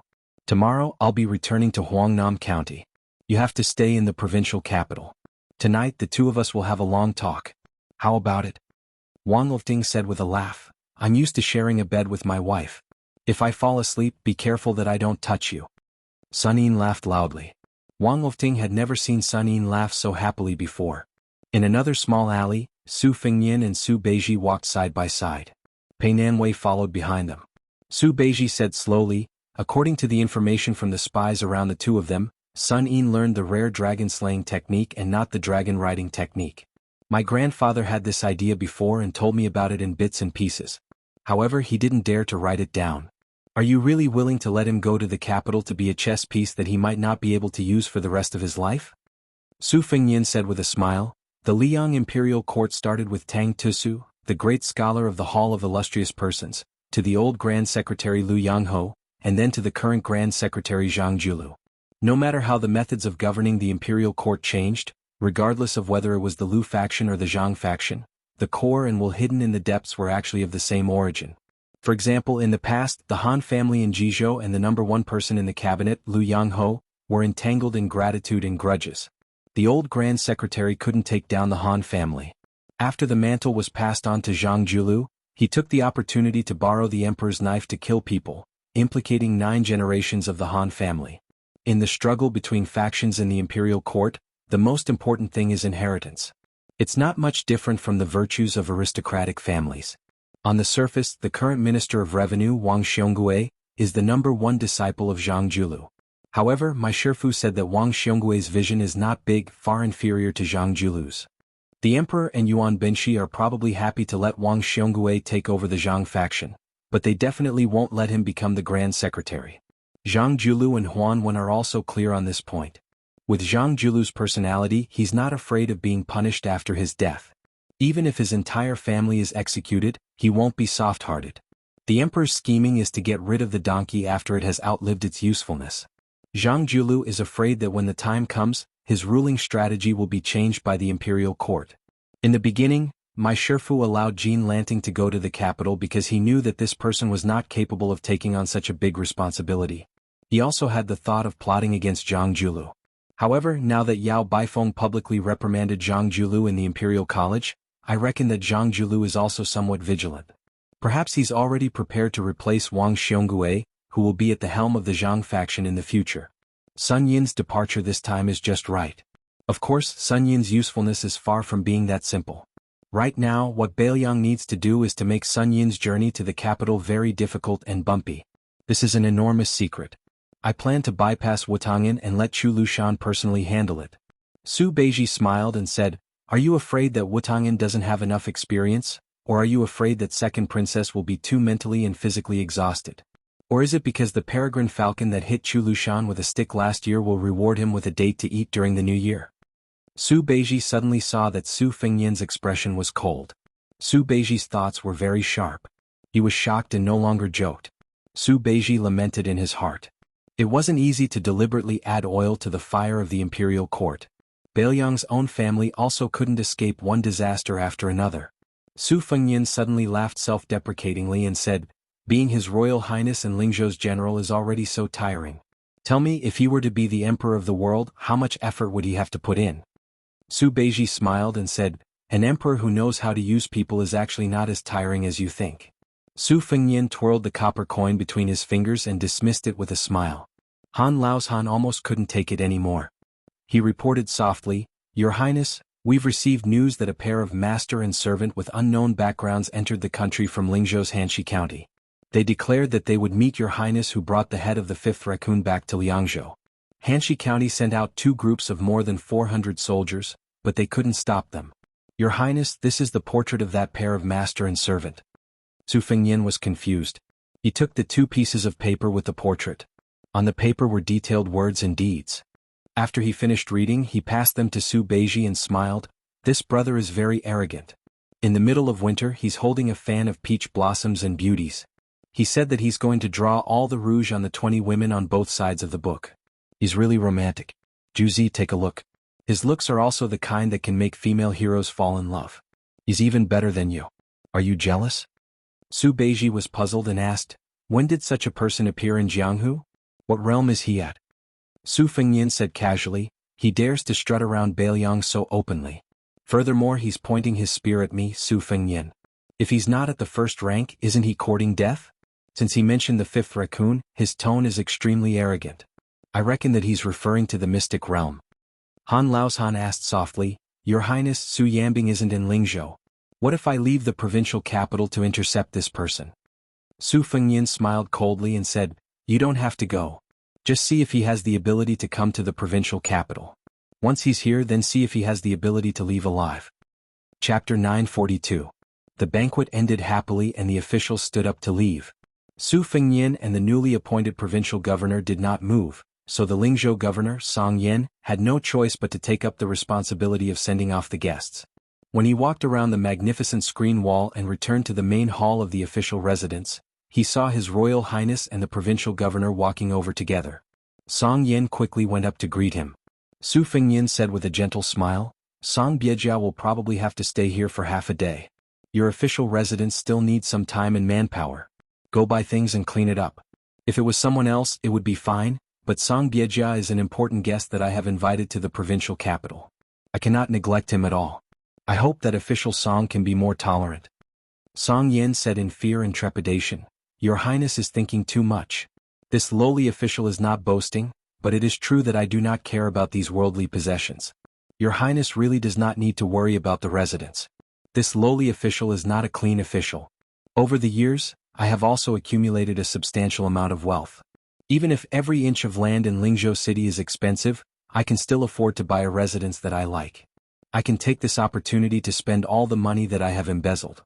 In the future, if this lowly official dares to extort the people's wealth in Lingzhou, I will have to trouble Your Highness to send people to confiscate the residence. Just treat it as contributing to Lingzhou's tax collection. Su Fengyin said with a smile, I cannot say this to others. I can be honest with you, Song Yin. If other officials are corrupt and take bribes, as long as they are caught by me, even if I don't take off their official status and punish them, I will make them spit out whatever they have taken. However, you, Song Yin, can be lenient. As long as you have contributed to Lingzhou, it is not a big deal to take the money and put it in your personal pocket. I'm not the kind of person who can't tolerate sand in my eyes. I'll leave these words here today. In the future, if Su Beiji dares to use this to threaten you, you can complain to me. This prince will definitely support you. Also, the reason why I bought you a mansion is not to buy your heart. I'm not that free and you will not be bought by me so easily. It is just that I have no choice. You should know the reason behind the two disasters in Huangnam County, Qing Rongguan and Lian Tang. If you get close to me, the general of Lingzhou, you will have a high position and a good salary, but there will also be many hidden dangers. So, remember to remind Miss Song that you can go out of the city in the future, but it is best not to be too secretive. I am afraid that the Peregrine Eagle Guard in Lingzhou City will not be able to stop some disasters if they are careless. Of course, generally speaking, Lingzhou City is already very clean.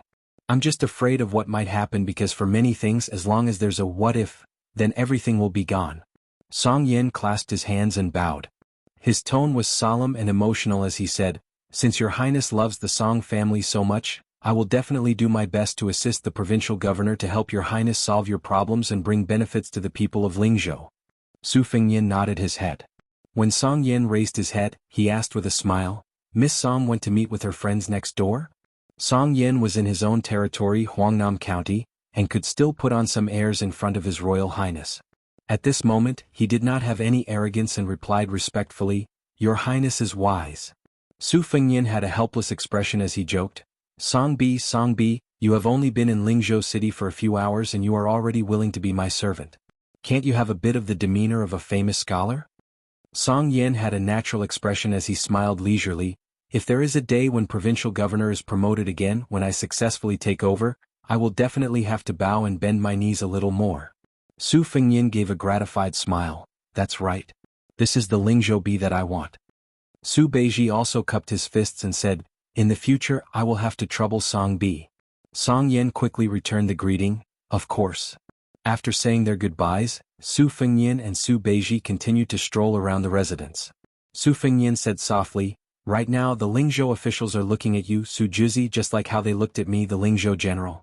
Maybe you are even more pitiful. After all, I am the legitimate Bailiang, His Royal Highness. On the other hand, you are an untrustworthy northern barbarian. If it was not for this, I would not have helped you find so many people. Persimmon Juzi, we are in the same boat. Luckily, I can leave immediately. If you find it difficult to move forward in Lingzhou, I won't care about you. Su Beiji suddenly said, Actually, you can just put Sun Yin in the position of provincial governor of Lingzhou.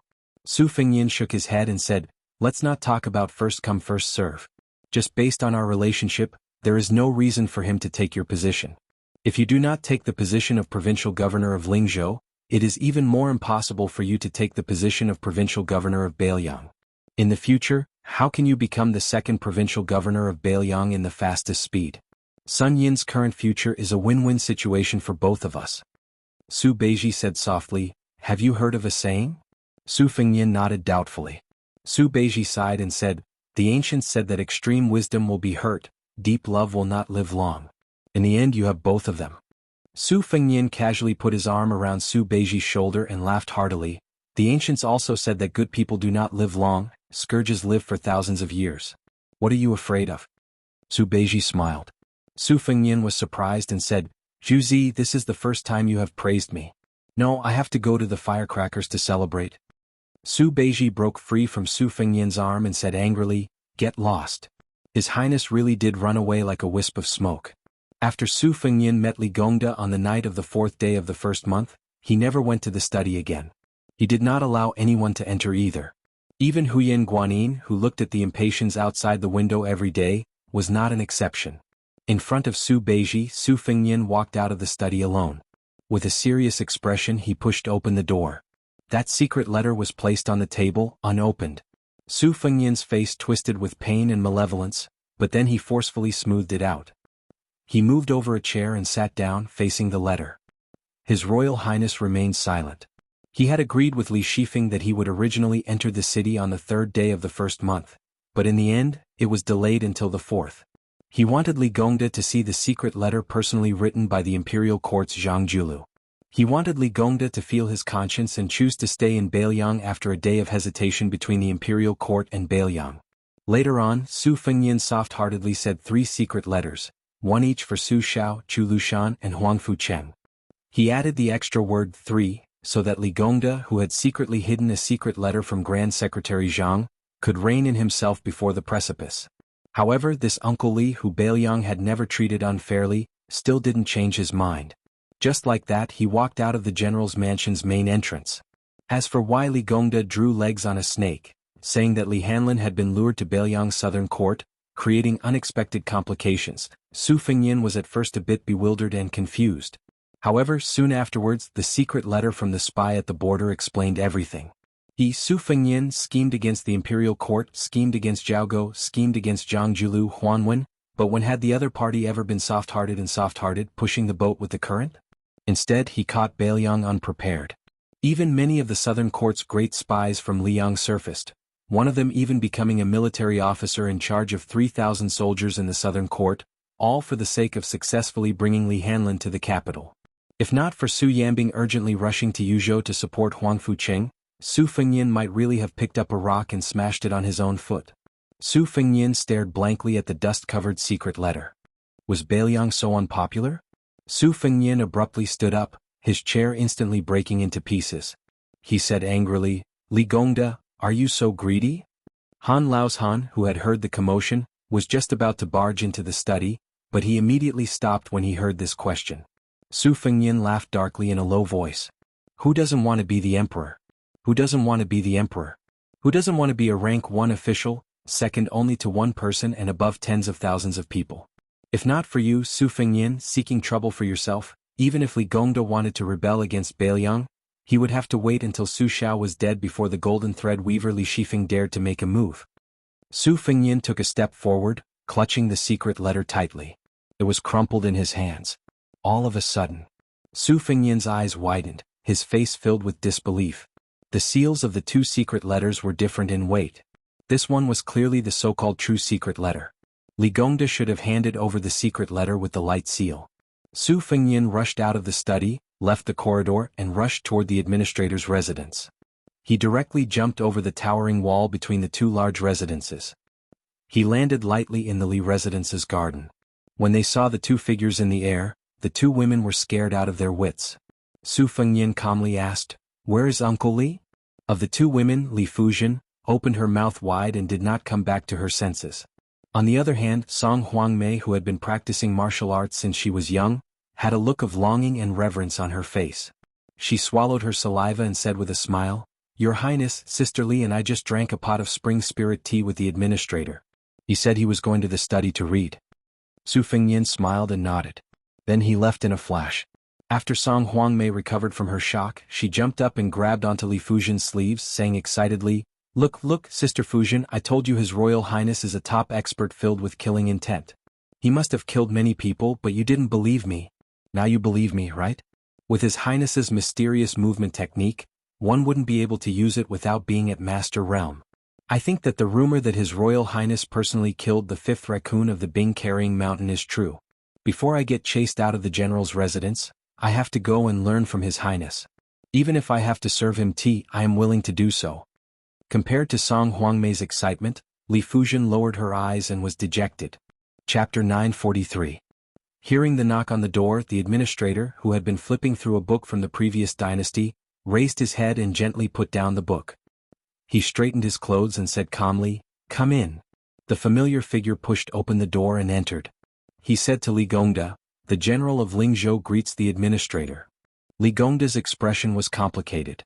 This second-level official, who was known for his skill in flattery, rose and said in a low voice, "His Royal Highness came at the right time, but he came later than Li Gongda expected." The reason he said this is because the matter of the 2 secret letters was indeed secretly planned by His Highness. Bailiang needs this kind of king of Bailiang, so he said, he came at the right time. He came late because he was dissatisfied with His Highness' soft-heartedness. After Li Gongda handed over a secret letter, he didn't immediately turn hostile and didn't immediately open the letter. He knew that the secret letter was the real one. This means that His Highness has been hesitant these days. Even if he mistakenly believes that Li Gongda has decided to join the court, he still doesn't want to kill him. His Royal Highness like this is more than enough to be the general of Lingzhou or the provincial governor of Lingzhou. If he is merciful, how will he command the 300,000 Bailiang cavalry that are the best in the world? Su Fengyin didn't refute this. Li Gongda smiled and brought out 2 chairs. The 2 of them sat across from each other. The administrator, who was very different from usual, looked at this young face that was becoming more and more angular. He sighed softly and said, "His Highness, you might ask why Li Gongda did this. Since he clearly didn't join the court and wasn't tempted by Jianghu, why did he deliberately hide a fake letter? It's very simple. His Highness carefully planned this time and almost passed off the fake as the real one.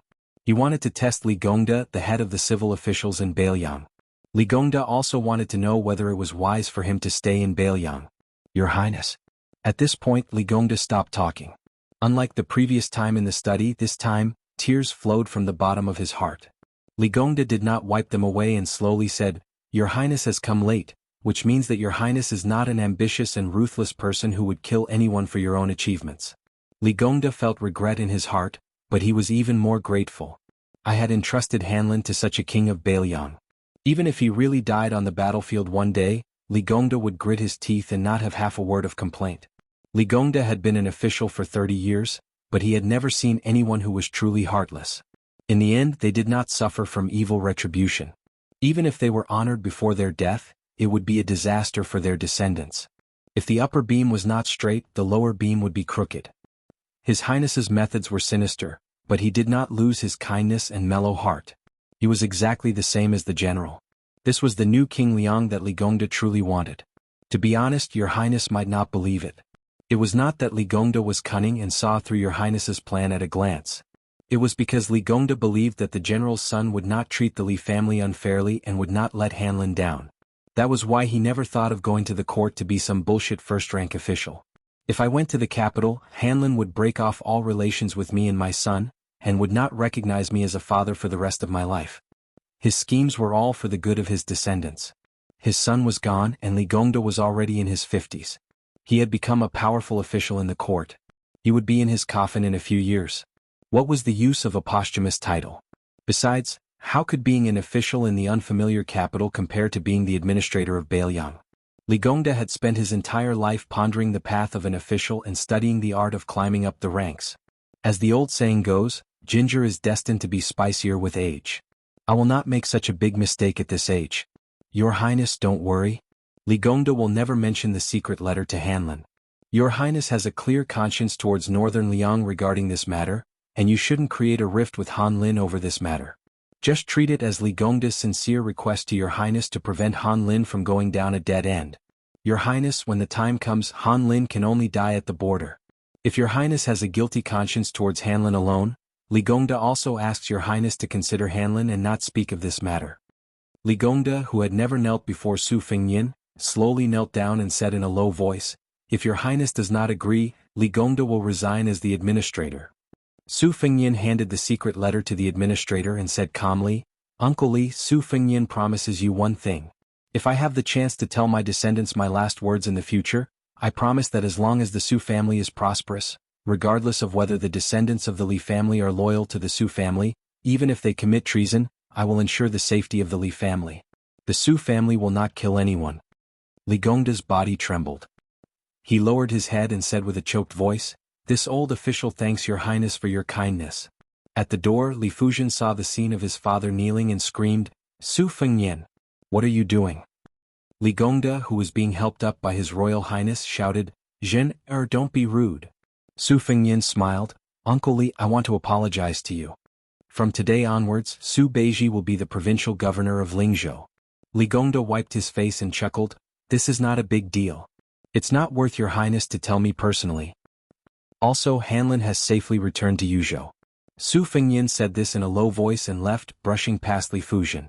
Li Gongda, who was overjoyed, carefully hid the secret letter and stared at his daughter. "You don't know the severity of the matter." Li Fujian said angrily, "Father, you are the administrator of Beiliang. You kneeled to Uncle Su and flattered him. When did I say anything? But Su Fengnian is just a general of Lingzhou. He is not even the hereditary king of Beiliang and he wants you to kneel. What right does he have? He calls you Uncle Li and it sounds nice, but when has he ever treated you as an elder?" Li Gongda narrowed his eyes and stared at his daughter. He smiled, "What right does he have? Just because His Royal Highness is stirring up trouble in Lingzhou. He has already made me the administrator, unable to make ends meet and flustered. Just because he dared to take down Zhong Hongwu in the Beiliang army and not pick on a soft persimmon to become a laughing stock. Just because he has lived until today." Li Gongda saw that his daughter's face was covered in tears and his heart ached. He lowered his voice and walked in front of her to help her wipe her tears. Li Fujian turned her head to avoid him. The administrator sighed, "How could I not know? He never treated me as an elder in the past. Besides, I also never treated him as His Royal Highness. However, it will be different in the future. Don't be angry with your father. The stupidest thing a woman can do in the world is to be angry." Li Gongda seemed to feel that his words were too harsh and laughed softly, Today is a double blessing for the Li family. It is even happier than when I became the administrator. Want to have a drink with me?" Li Fujian was silent. The old fox Li Gongda said casually, "I recently found out about the details of His Highness going to Beimang. Sai, it is a pity that Child Hanlin is not here. I have no one to talk to. Why don't you listen to me? Otherwise it would be boring for me to drink alone." Li Fujian made a sound of acknowledgement. Sir Zhou returned home. When he got off the carriage, his face was still glowing. Zhou Jianshu's son, whose white-hoofed shadow had been slapped to death by His Royal Highness, Zhou Kongwen, was afraid that something bad had happened to his father in the general's manor. He waited at the door for an hour. When he saw his father's happy face, his heart that was in his throat finally relaxed. He was about to ask when Zhou Jianshu smiled and said, "Let's go back to the manor and talk." After the father and son sat down, they waved their hands to disperse a few beautiful servants who were good at serving them. Zhou Jianshu tugged at the collar of his official robe. Zhou Kongwen hurriedly asked, "Father, what did that person say after entering the manor? Will our Zhou family be hated?" Chapter 944. Zhou Jianshu frowned, but since it was just the two of them talking in secret, he was too lazy to argue with his son about how His Royal Highness was addressed. He said slowly, "Why are you so impatient? What did I tell you in the past? Only by smiling and talking calmly can you achieve big things and become an official. I won't keep you in suspense. The Lingzhou General's manor has no intention of pursuing the matter of Wenquan Street. His Highness has a big plan and doesn't have the time to fight with these soldiers who don't know what's good for them." During the banquet, His Highness pushed out Huangnam County's Song Yen and Longqing County's Su Beiji to become the Lingzhou Provincial Governor and Lingzhou Provincial Governor. This is a good thing and a bad thing. Let me test you, tell me what is good and bad about it? Zhou Kongwen, who was not unfamiliar with the conflicts in the officialdom, began to think carefully. After a long silence he said, "The good thing is that father is one of the first officials to enter the general's official residence. The new provincial governor and His Excellency are not looking at the monk's face, but at the Buddha's face.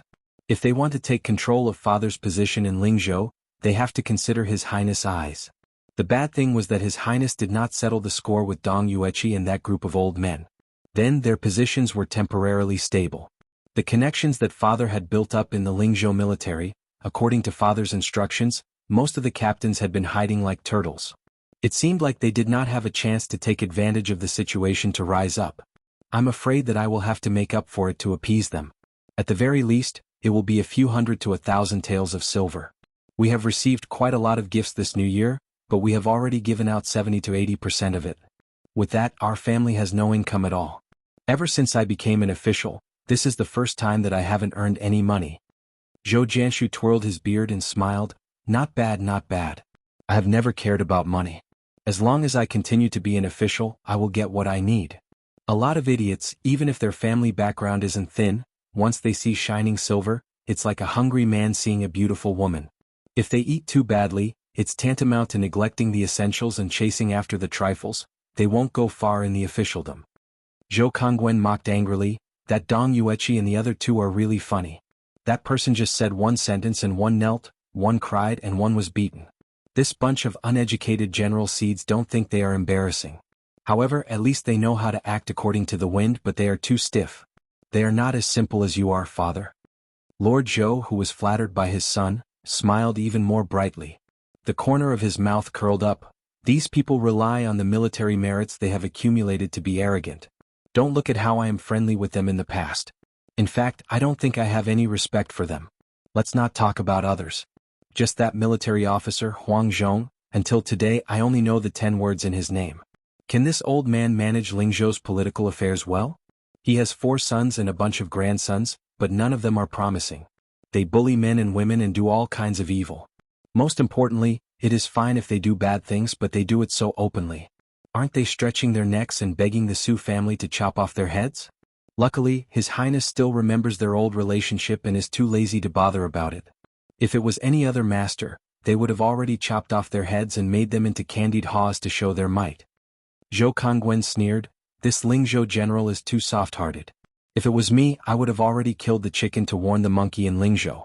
I would have killed a few hundred people from his family. Anyway, they are all people who deserve to die. When that time comes, the entire city will be frightened and no one will be convinced. I can also make a good name for myself among the ignorant people. Zhou Jianshu laughed heartily before retracting his smile. He said solemnly, during this period of time, don't show your face outside the manor. His Highness is about to leave Lingzhou. When you meet up with those family members, remember, you are only allowed to say good things about His Highness. If anyone refutes you, you will fall out with them on the spot. Zhou Kongwen hesitated for a moment, then said with a smile, I'll listen to you, father. Those generals who call me brothers might still be useful in the past, but in the future they won't be worth much. Sooner or later I'll fall out with them. Zhou Jianshu's face was filled with gratification.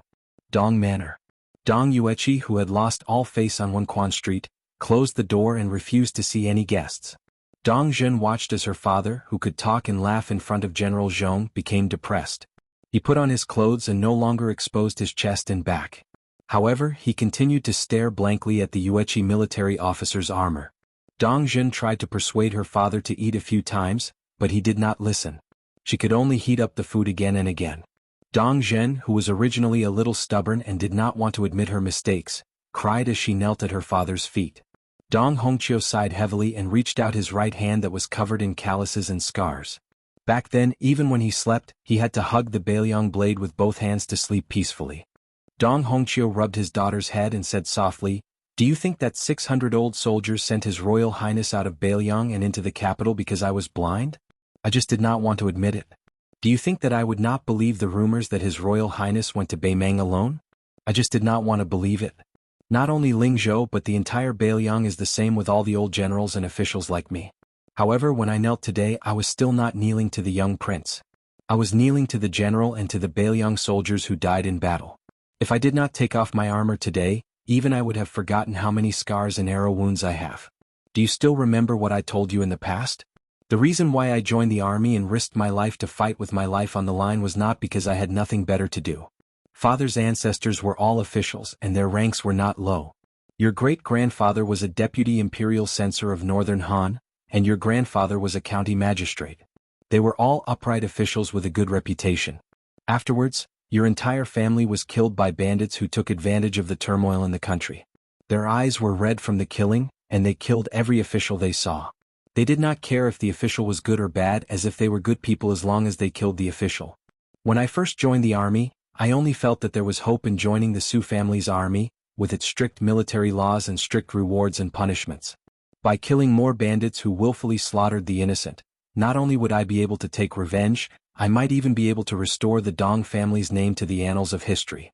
Perhaps there are some things that I have never told you. In the past, I felt that there was no need. As a girl, even the general said that children should be raised in poverty, and daughters should be raised in wealth.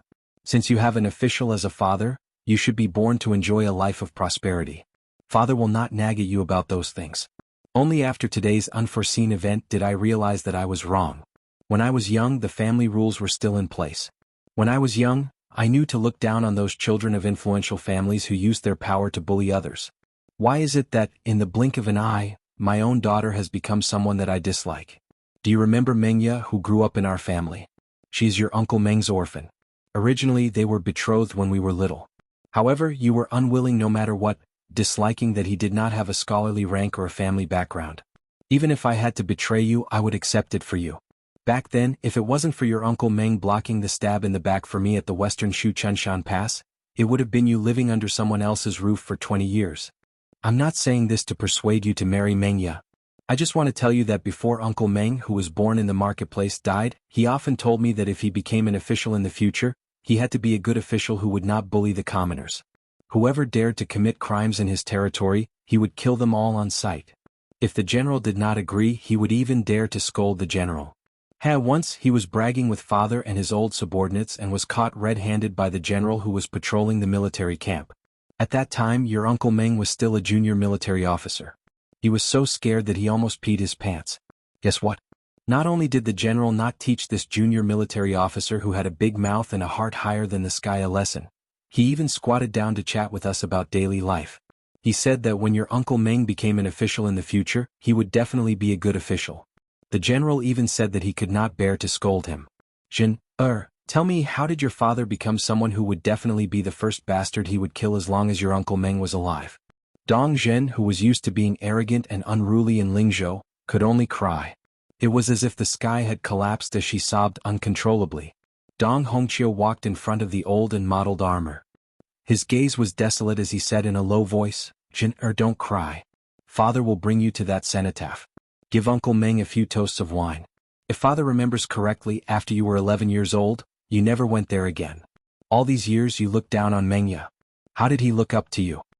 Chapter 945.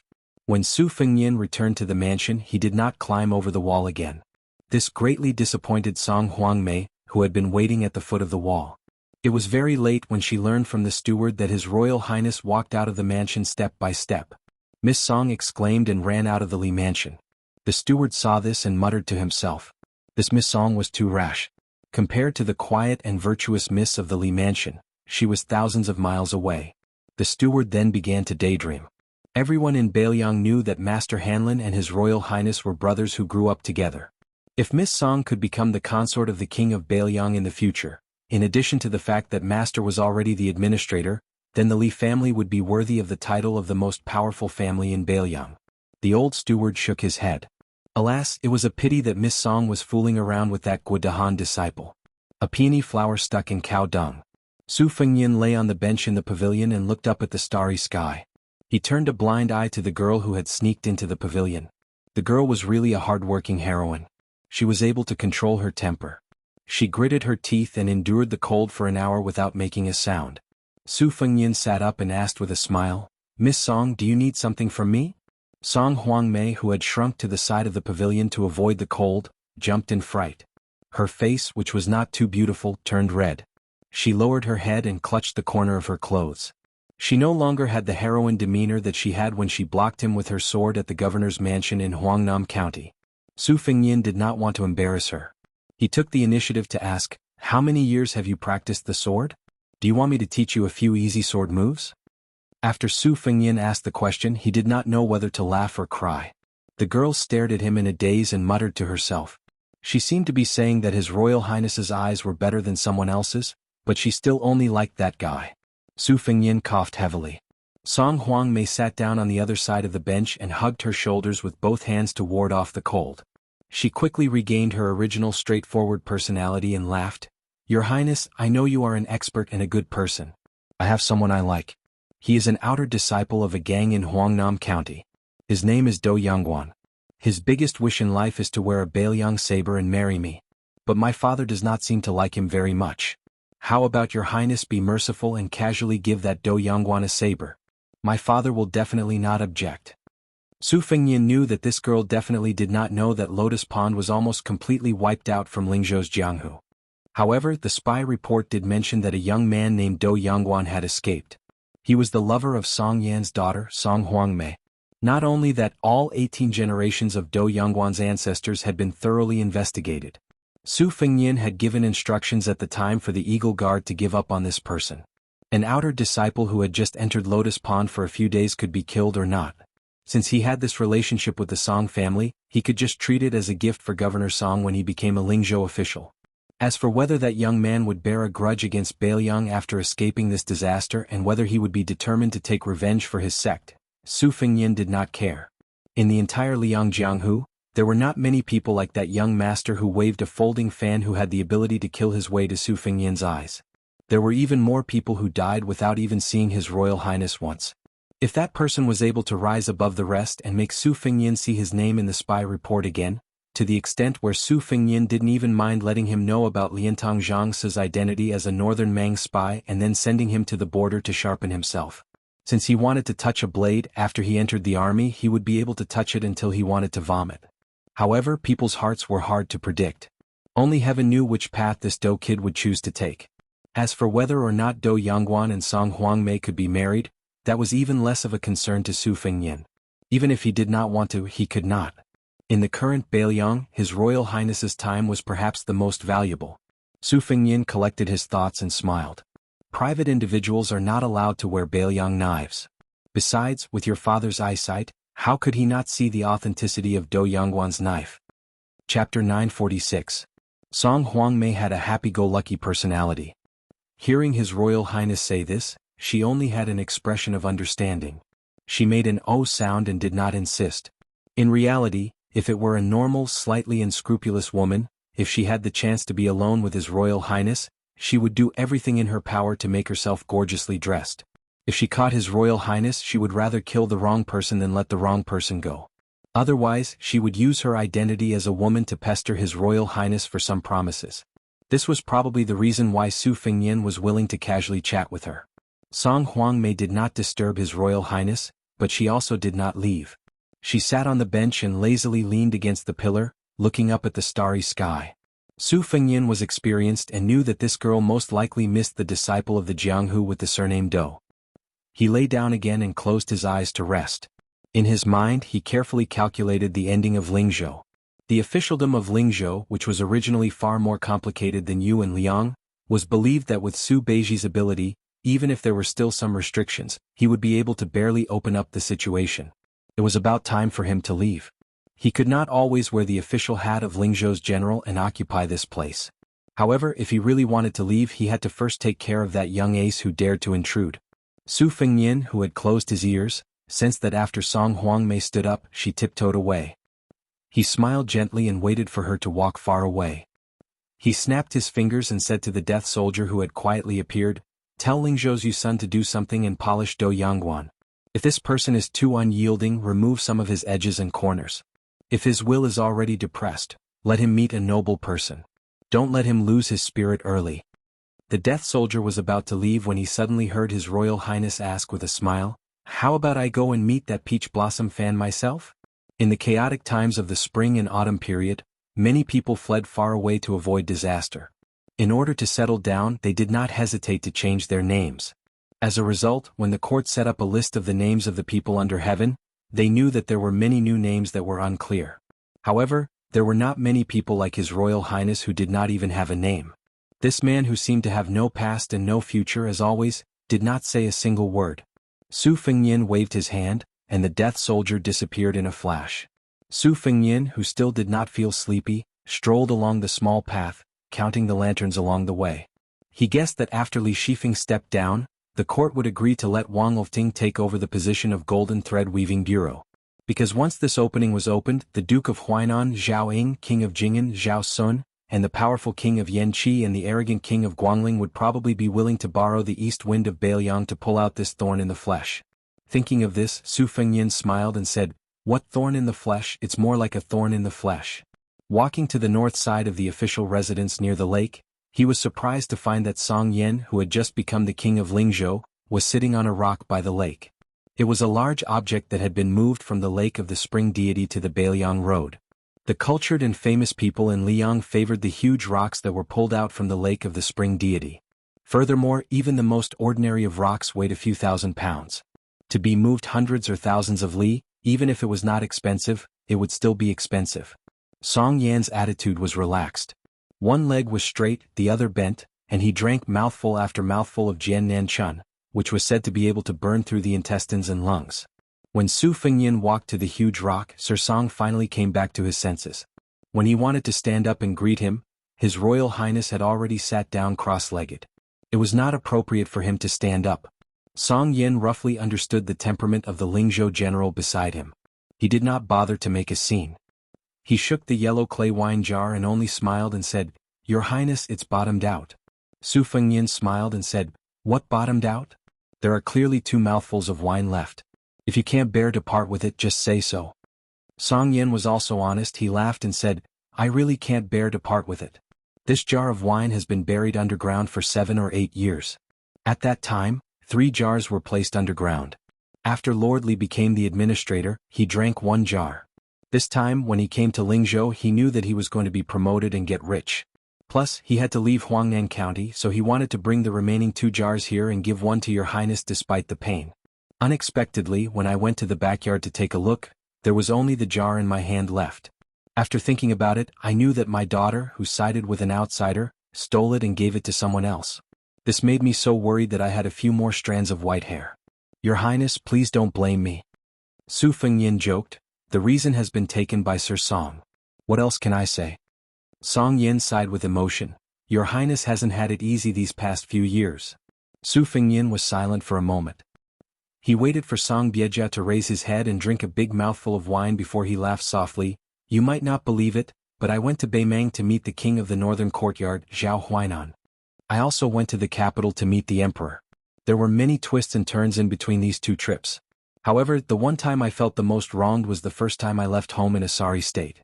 In Hezhou, I met a son of a rich family who was carrying a Beiliang saber that he had bought privately. That fellow knocked a big bump on my head. If I was in Beiliang back then, this kind of trash would have been bitten to death by dogs. It was also at that time that I realized that there was a world of difference between having Su Xiao as a father and not having a father like him by my side. Later on, I also suffered some losses. However, it was probably because I was used to being treated like a rat on the street, so it was no longer difficult for me to get over it. At that time, I found some fugitives to be my training dummies. The horse bandit leader slashed my body with his saber. The pain was so excruciating that I almost rolled on the ground. At that time, I did not have the courage to lower my head to look at the wound. When I uncovered the scar, I told myself not to practice the saber anymore. Fortunately, I clenched my teeth and persevered. Since then, I have never been able to forget it. Even though my life has been hanging by a thread many times over the past few years, which was indeed a torment of hovering between life and death, I still feel that it is not as memorable as that stab." Song Yin was startled. He raised his hand and lifted the wine jar. He sighed and said, "This lowly official has never been afraid of the intrigues of the officialdom.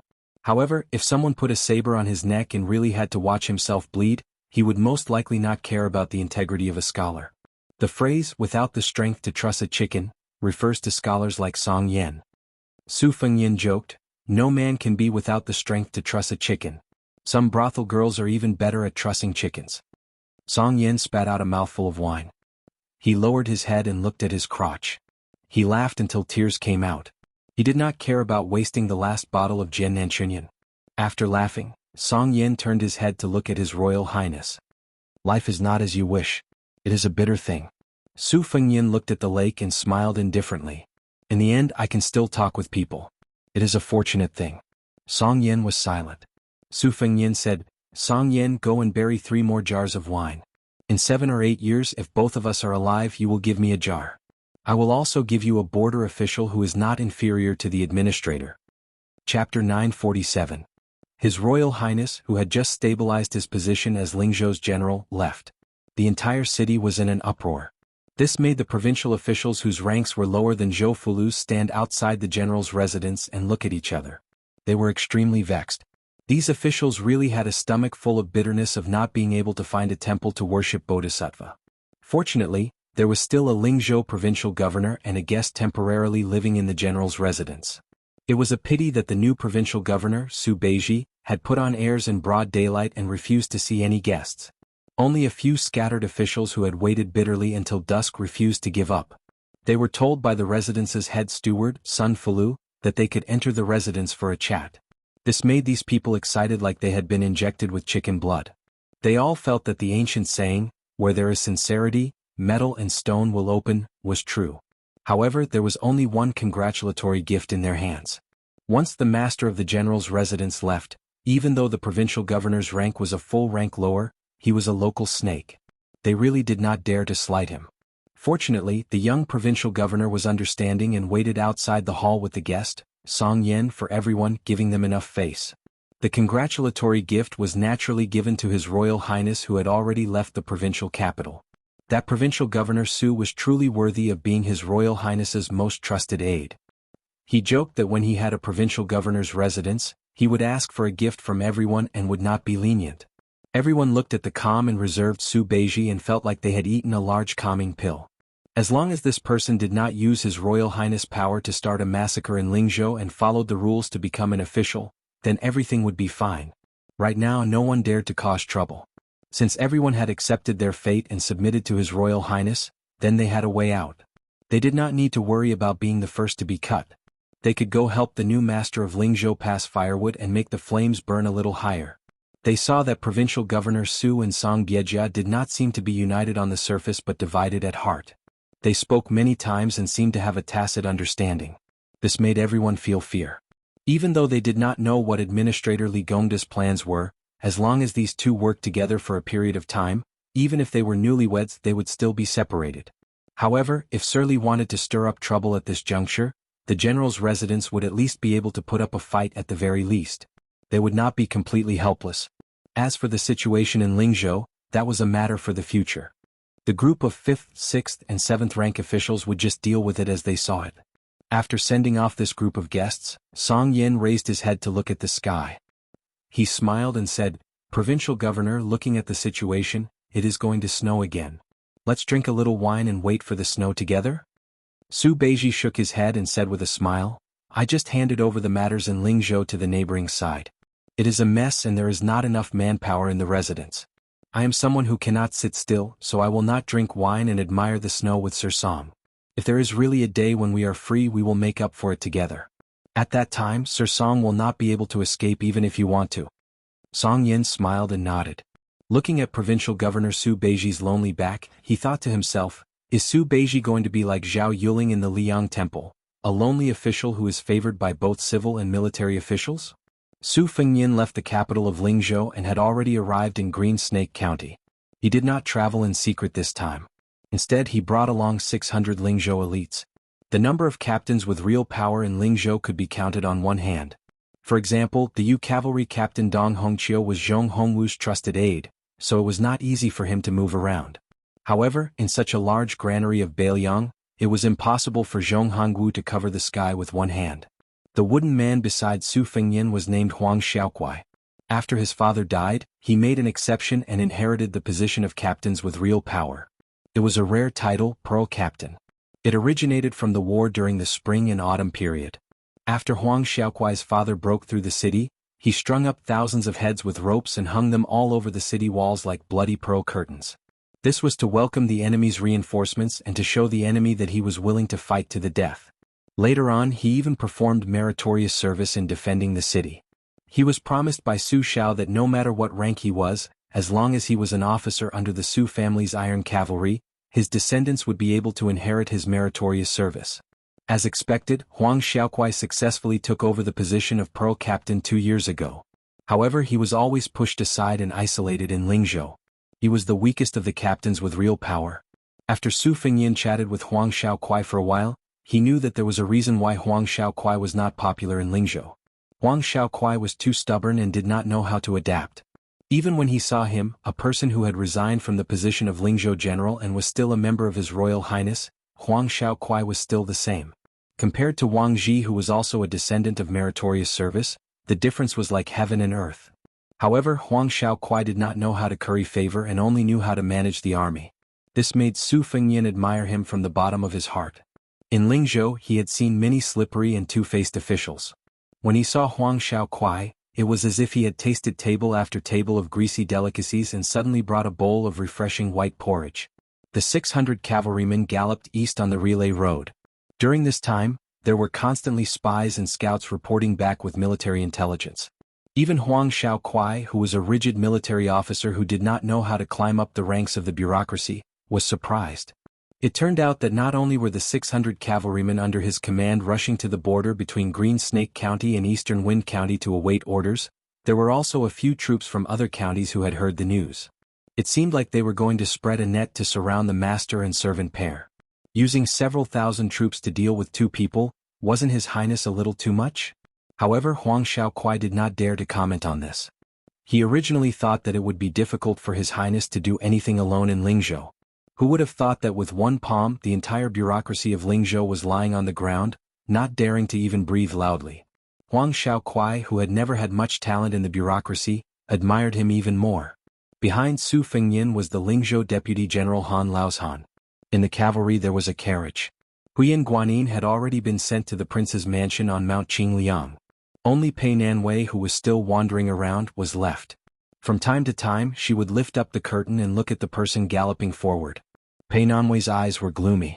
If this was 3 years ago when the crown prince of Beiliang made such a big fuss in Lingzhou, in the eyes of the old foxes in the bureaucracy, it was like a child playing house. It was a childish act that would invite ridicule. But now not many people dared to have such an arrogant attitude. Most of them secretly felt that this future king of Beiliang, even if he could not compare to Minister Qin, who would probably leave the capital in the future to become a vassal of Western Shu, the difference was not too far off. Chapter 948. Su Fengyin stopped his horse at the intersection between the north and south of the post road. Soon an extremely majestic green horse appeared.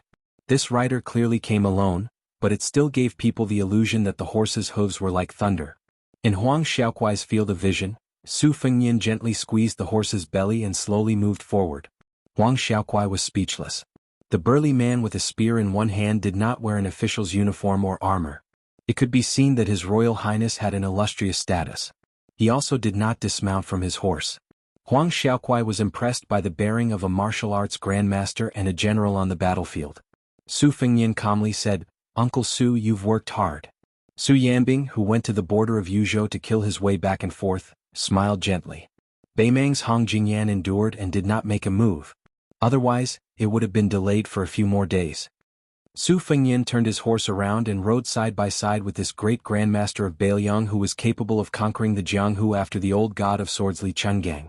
He could not help but ask curiously, "Uncle Su, if you really want to fight with the world's top 10 Hong Jingyan, what are your chances of winning?" Su Yanbing hesitated for a moment, then said indifferently, "Within 5 years he'll die while I live. After all, I still have the advantage of a realm. It's hard to say what will happen in the future." That person is known as Beimang's Little Tuoba along with the southern dynasty's Dong Zhuo. He has extraordinary talent. When he approaches the realm of earth immortals, we can only perish together. Su Fengyin nodded. Dong Zhuo's Little Tuoba was referring to this fatty's military talent. After the death of the fifth raccoon, Hong Jingyan had seized the opportunity to take over the Ruren cavalry. After the world's greatest demon, the white-robed Luo Yang, left Beimang, he was already fully deserving of the title of the second strongest martial artist in Beimang. It was said that after Tuoba Chunsun entered the first rank, he was arrogant. The first person he provoked was this Ruren lord.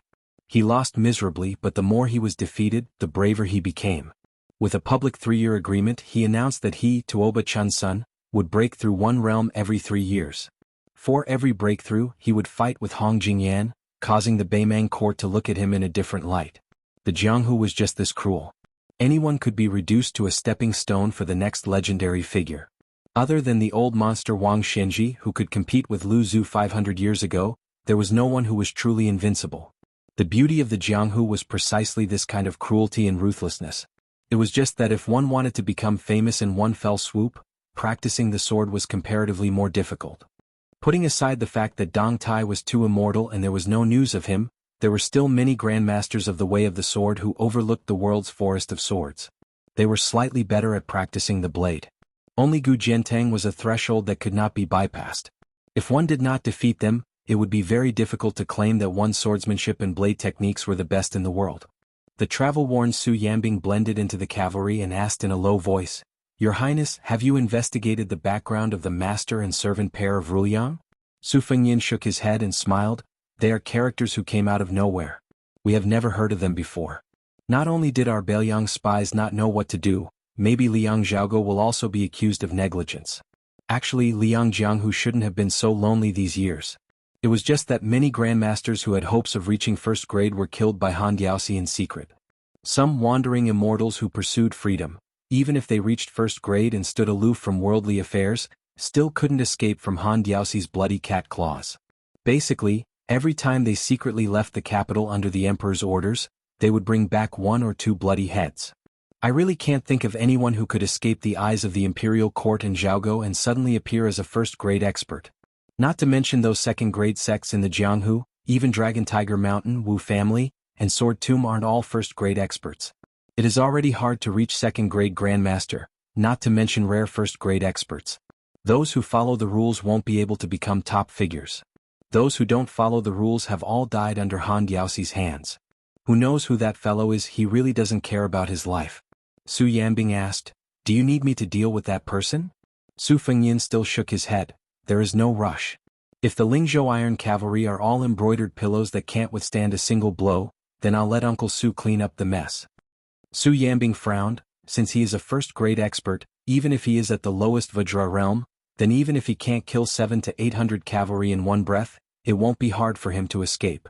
Unless that person lands on a vast plain where it is easy for cavalry to charge and is surrounded by many cavalry troops, and we don't give him a chance to rest, otherwise, it will be hard for him to escape. Back then when the Shishu Sword Emperor guarded the country gates, he had no choice but to die. That was why he was crushed to death by our Beiliang cavalry. If this person is at the Xian Finger realm, with 1 or 2 types of celestial phenomenon comprehension that Qi cultivators are proficient in, it will undoubtedly be harder to capture him. When the Beiliang army stepped into the Jianghu and dealt with the sects of the Jianghu, those who died were the Jianghu people who were unwilling to give up their roots and leave their homes. In order to deal with the fish that escaped the net, they could only use the Jianghu people to capture and kill them. In the words of the general, it was killing the Jianghu people with the Jianghu people. "Your Highness mobilizing the troops like this, is it because you want to train the troops in Lingzhou?" Su Fengyin nodded and said, "Since it's a game of cat and mouse, it doesn't matter if the mouse is too fat and the cat is too weak. In any case, there are many kittens that are being forced to work hard, and there are also many falcons that are hovering above our heads. There will always be a time when the mouse will slack off. This young master wants to close the door and slowly exhaust it to death. First we will block it layer by layer so that it can't move forward quickly. If it wants to kill, it has to be aware that it will be surrounded by a large number of soldiers. Lingzhou has mobilized a large number of scouts from the army to work with the old falcons and the new Eagle Guard. It is just to stop this first-grade mouse. If they can't even do this well, then so be it if they die. The senior commandant standing behind them will also be reprimanded by me.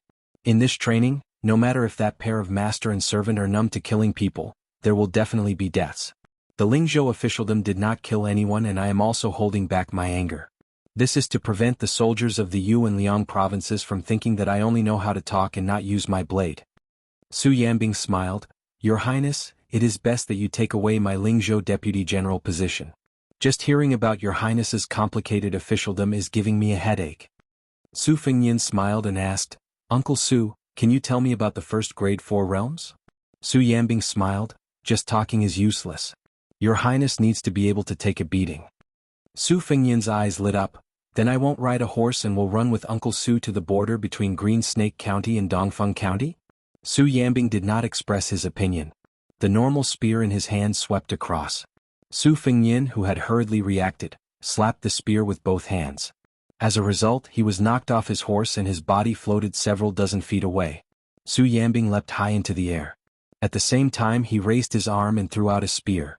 The spear was forceful as if it could split the heaven and earth. However, this martial artist was faster than the spear and arrived in front of His Highness, who was in a sorry state. He stepped on His Highness' left arm and His Highness slid down once again. Coincidentally, the tip of the spear was pointed at him. The Beiliang blade at his waist came out of its scabbard and blocked the might of the spear.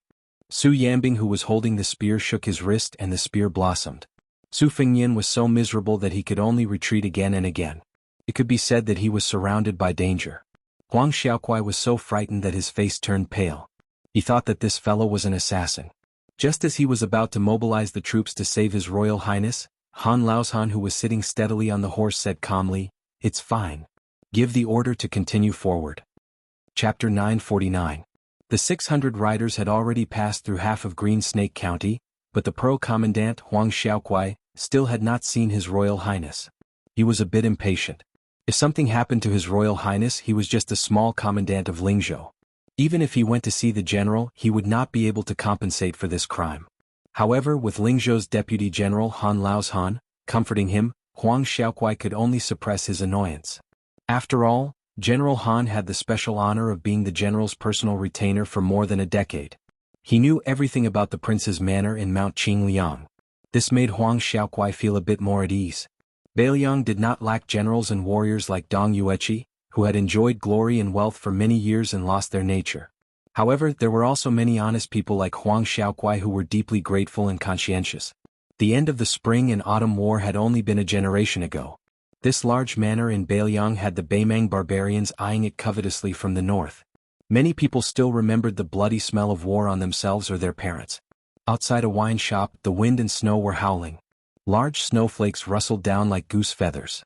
Two men who were a generation younger than each other sat opposite each other.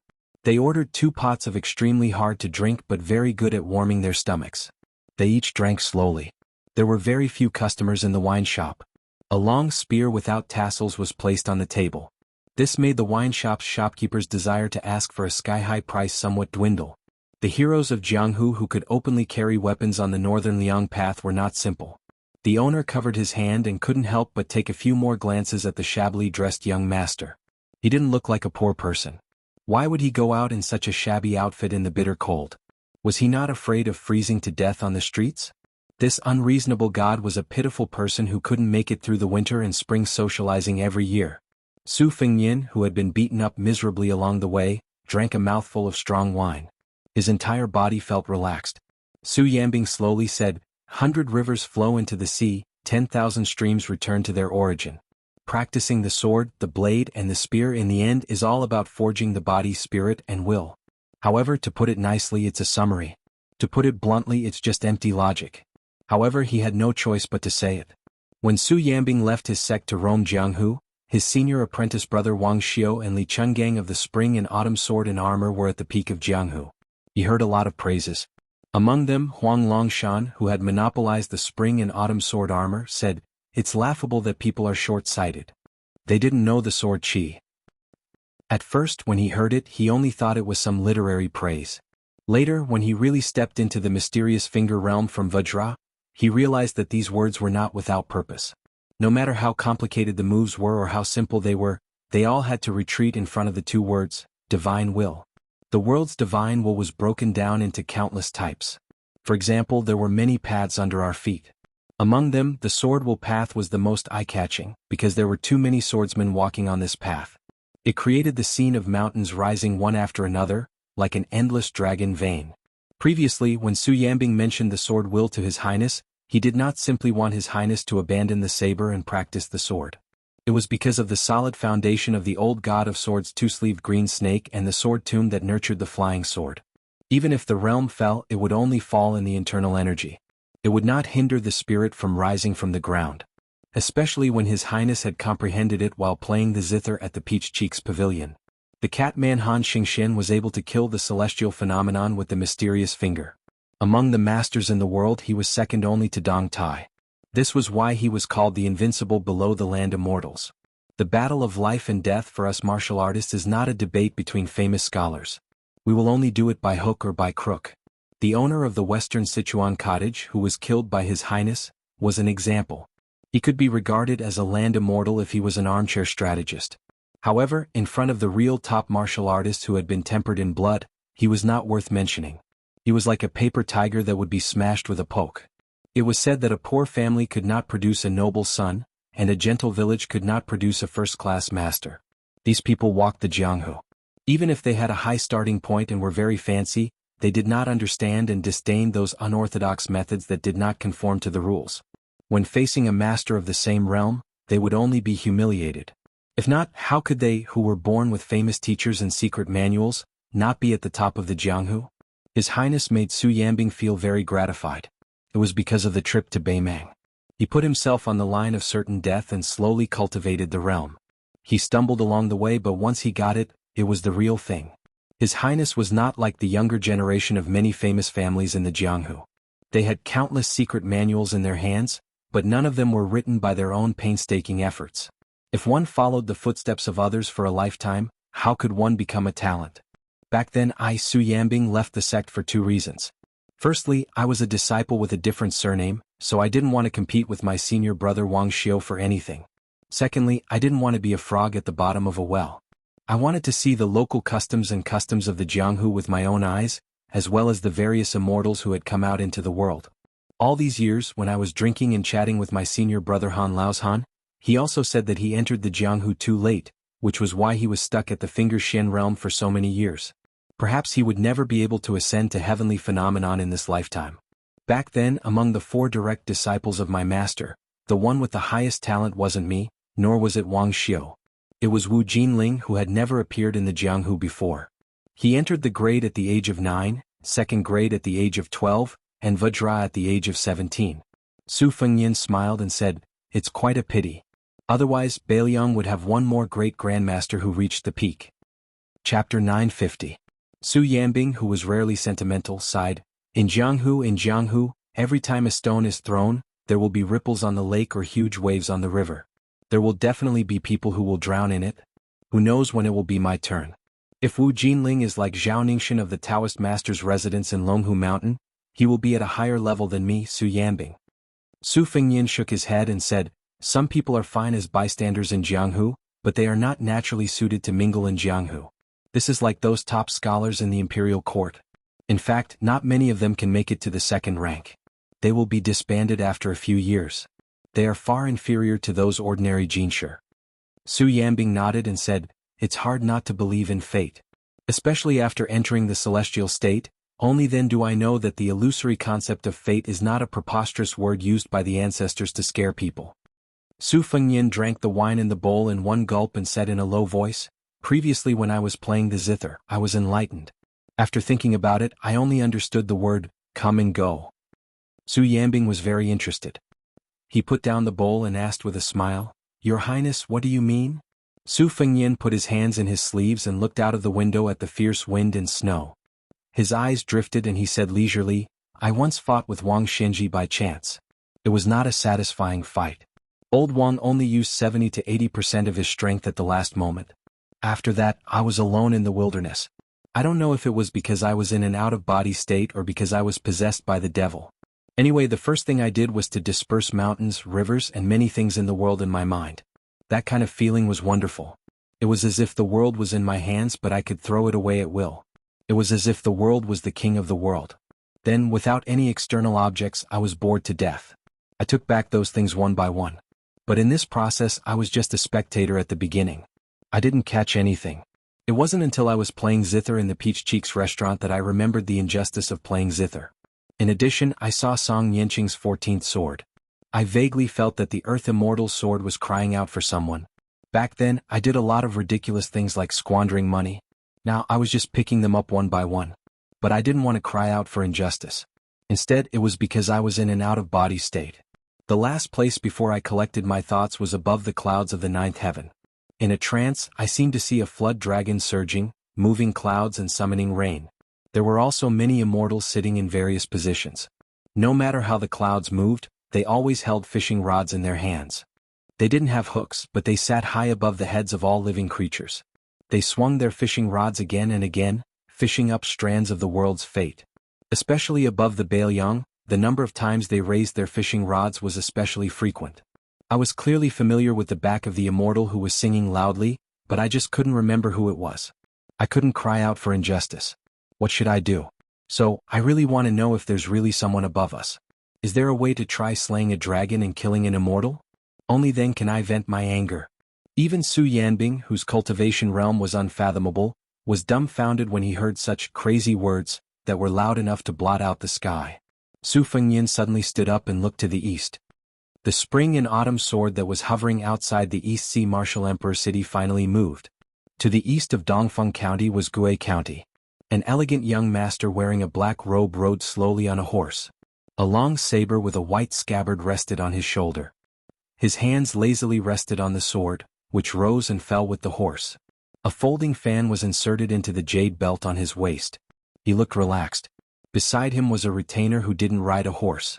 His figure was strong and healthy, and he was running wildly behind the man and the horse. The handsome young master suddenly stopped his horse and turned to look to the east. The strong retainer asked carefully, "Young master, that Bailiang's son can't hold back anymore?" The young master's slender and fair fingers gently tapped the scabbard, as if gently comforting the famous saber in the scabbard. He smiled charmingly and said, "Not yet. But that person from Xianxia Valley's sword has eaten its fill. He's preparing to fight Wang Xinji with a sword." The retainer grinned and said, "Young master, if His Royal Highness really kills Mount Bubang's leader Fifth Raccoon, he won't be easy to deal with. You have to be careful." The young master rolled his eyes like a woman's coquettish eyes. "Slap him." The retainer, who reminded him out of kindness, immediately kept quiet out of fear. He slapped his face hard and scarlet blood flowed out from the corner of his mouth. Only then did the satisfied young master continue to urge his horse forward. He muttered to himself, "Everyone says that the previous leader of Wudong, Hong Shixiang, is the reincarnation of the devil-slaying platform's Qi Xianzheng. As for me, I can barely be considered relatives with those uncles and aunts who were killed by the great spiritual master Qi Xianzheng. Even if their seniority is the same as mine, their age is still there. I don't know why Hong Shixiang killed himself. Since that person's surname Su has a deep relationship with Wudong Mountain, if I don't find trouble with him, who else can I find trouble with? Wait until this young master takes care of Su Fengyin and stays in Bailiang for a year or two. Then I'll be able to take control of Zhulu Mountain. It's not a good feeling to have a woman of unknown origin ride on top of my head. This young master has never had the hobby of women on top of men. I'll let her fight with Mount Huishan Xinyuan Qingfeng first. If it doesn't work out, I'll personally go to Zhulu Mountain and clean up the sect. Although I'm still not that woman's match in a one-on-one fight, I'll bring a few thousand cavalry and 100 inner court experts. Even that Wang Xinji, I'll be able to cause trouble for him. This demonic sect, sooner or later, it'll be this young master's rightful possession." The retainer snickered. "Young master, you'll be able to sit firmly on the dragon throne." The young master loosened his grip on the scabbard, and the scabbard spun out a large circle. With him and his horse as the center, the snowflakes within 100 feet radius were crushed into pieces. The retainer clearly heard the young master on the horse sneer. "Yuzhang, you're a Vajra realm expert after all. You even managed to escape from the hands of a human cat. Can't you have some backbone? It's very embarrassing to bring a lousy piece of trash like you out." The retainer smiled obsequiously. It's already a great honor to run errands and do odd jobs by young master's side. The young master curled his lips into a smile. "It seems that the 80% mature thunder of mind I learned from Gu Jiantang has broken your backbone." The retainer nodded vigorously in agreement. The young master looked up at the snowy sky with a helpless expression. Jianghu is boring. Chapter 951. Huang Xiaokuai's 600 riders were about to enter the eastern Wind County, but they still did not see His Highness the Crown Prince's figure. Even though Lingzhou's Deputy General Han Laoshan was still calm and composed, this Pearl Commandant also secretly sent a trusted scout back to Lingzhou's capital to report the military situation. Huang Xiaokuai did not know if Dong Yueqi and the other commandants were the same. In any case, he had an old turtle in the city that kept in secret contact with him all year round. Every year they would coincidentally bump into each other a few times. Han Laoshan, who was watching from the shadows, retracted his gaze. Seeing the elite scout leave, he admired Huang Xiaokuai a little more. Han Laoshan's martial cultivation was far from his junior brother Su Yanbing, who was not very famous. However, Han Laoshan knew that he had no hope of reaching the top of Jianghu, so he placed most of his ambition on the battlefields at the border. Over these years, he had been influenced by the great general and had a unique understanding of the situation in Bailiang. The geographical advantage of Bailiang had always been widely criticized. However, in Han Laoshan's eyes, Bailiang's land was narrow and barren, and the people's livelihood was not great. However, this disadvantage was not necessarily a bad thing. There was a saying in the countryside that exhausted one's strength. Bailiang made enemies on all sides, and this unknowingly created the bravery and fierceness of the people. Compared to the rich Jiangnan, The people who grew up in the barren mountains and turbulent rivers were all valiant and did not fear death. If this was not the case, how could there be such a rich source of soldiers at the border of Bailiang? No matter how valiant and good at fighting soldiers were, if they were thrown into a safe place where they did not have to worry about food and clothing, and their morale would be worn down for 10 to 20 years, they would not be considered valiant soldiers. This was an important reason why the Guangling Prince Zhao Yi was not as good as the Yanqi Prince Zhao Bing. Guangling Circuit was located under the armpit of the imperial court, while Yanqi Circuit was like the right foot of the imperial court. They had to travel every day and interact with the barbarians of Nanjiang. Han Laozhan knew that he only needed to wait until His Highness left Lingzhou before he would become a general with real power in one of Bailiang's 3 prefectures, Yuliang and Lingling. He would be a third-rank official in the Liang dynasty and share military and political power with the provincial governor, Su Beiji. Moreover, as a general, he was only a person who managed the Bailiang's backyard. However, when that traitorous martial nephew, Qin Jibao, left the capital and went to the western Shudao, it would be a fight that would not be inferior to the bloody massacre at the border. As for Qin Jibao, who had betrayed his sect as his martial uncle, Han Laozhan did not hold a grudge against him. There were rules in Jianghu, and senior martial brother Wang Xiu's death was not as aggrieved and wronged as the outside world thought. Thinking of this, Han Laozhan could not help but laugh. If his junior martial brother, Wu Jinling, who had unfortunately died in the Vajra realm, their sect would successively produce spear immortal Wang Xiu, Su Yanbing, who was even better than eldest martial brother Han Laozhan, who had reached the mysterious finger realm, Wu Jinling, and the new Confucian sage Qin Jibao. In the future there might even be Blue Bird, who had taken over the handbrake spear, who would also ascend to the first rank. In just 2 generations and 2 generations, they had produced 6 first-rank experts. This was even grander than the formation of 2 top scorers and 1 family's 3 second places. In Liang and Beimang, only the Wu family sword tomb and the chess and sword music school could stand shoulder to shoulder in Jianghu. Han Laozhan wondered if he should ask His Highness to raise the banner of the Wang family. Perhaps this would attract many Jianghu experts to join Bailiang and join the Wang family. In the future, the Bailiang army might have a Wang faction of the Wang family's spear. The 600 cavalrymen stopped briefly in Dongfeng County. They did not enter the city but stayed where they were to rest and reorganize. Huang Xiaokuai only ordered a dozen or so elite cavalrymen to escort the carriage. He found a first-class restaurant so that the woman would be more comfortable. Huang Xiaokuai did not work in the bureaucracy. It was not that he did not understand, but he did not want to be in the same company as his colleagues who were not worthy of their Bailiang armor. Since this woman had a deep relationship with His Highness, and they were not in a hurry, he was happy to go with the flow. It was just that the road to happiness was strewn with setbacks.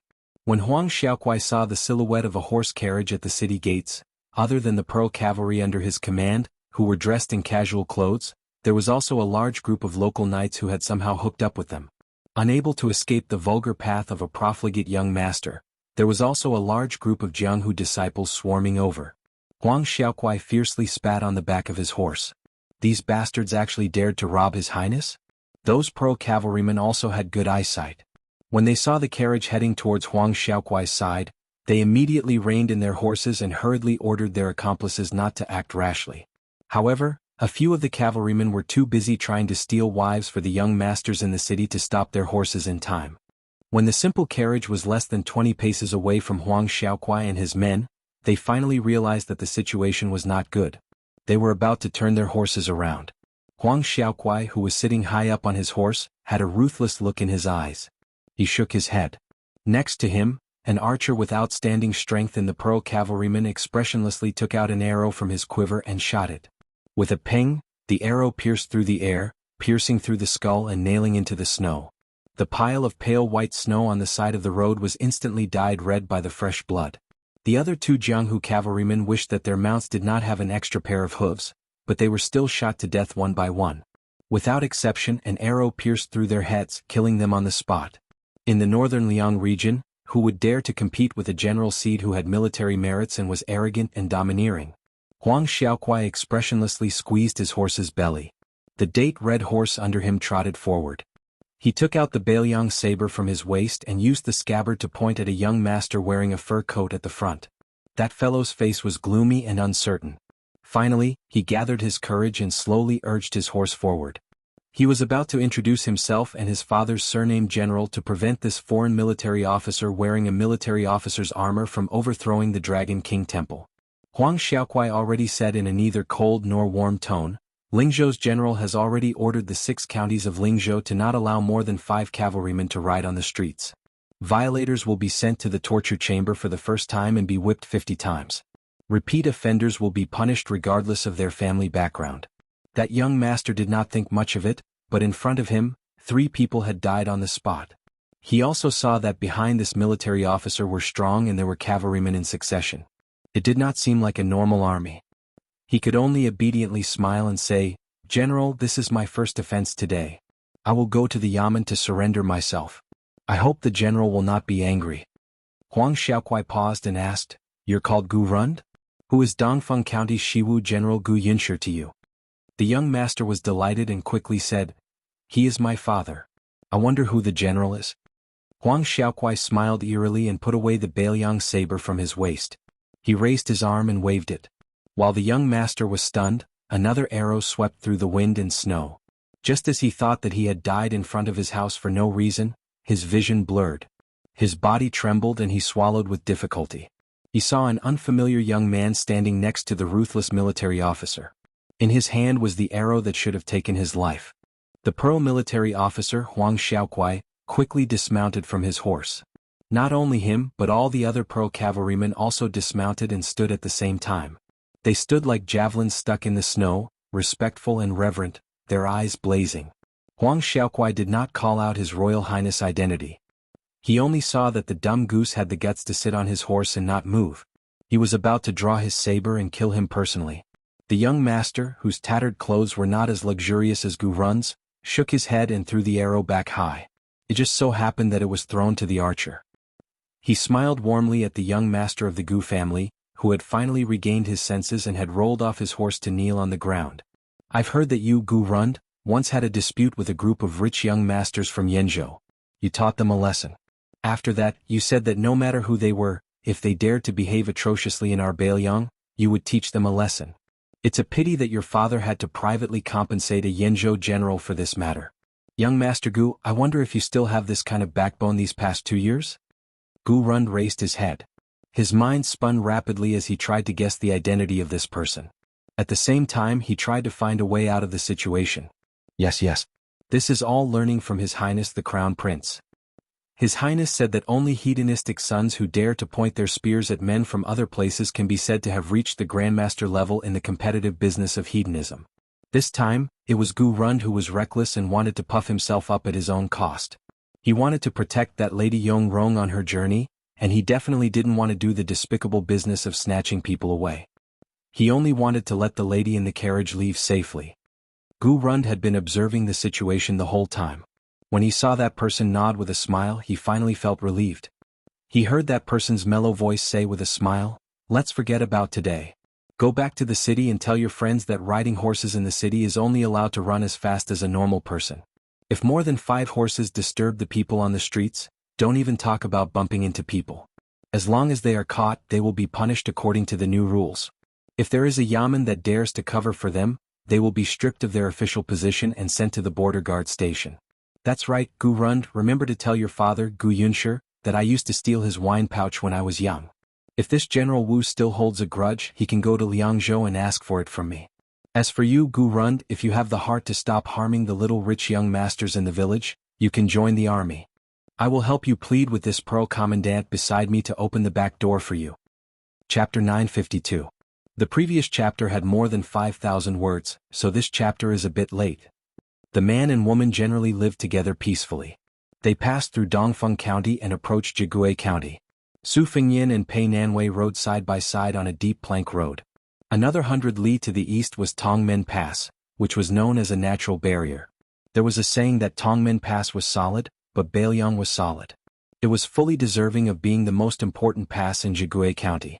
It was heavily guarded, and the captain of Tongmen Pass, Xaninma, had 6,000 elite soldiers.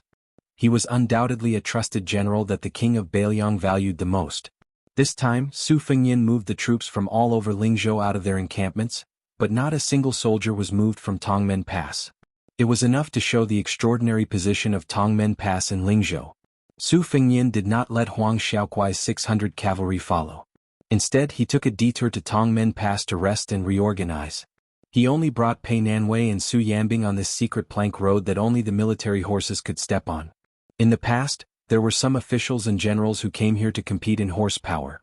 Now that there was an order, they did not want to run into the tip of the spear before the Lingzhou general left. The reason why Pei Nanwei wanted to get out of the carriage to take a breath of fresh air was because she came from a family of scholars. She had heard that the previous dynasty's poet-emperor used a poem from Tongmen to win the title of the frontier fortress poem of the previous dynasties.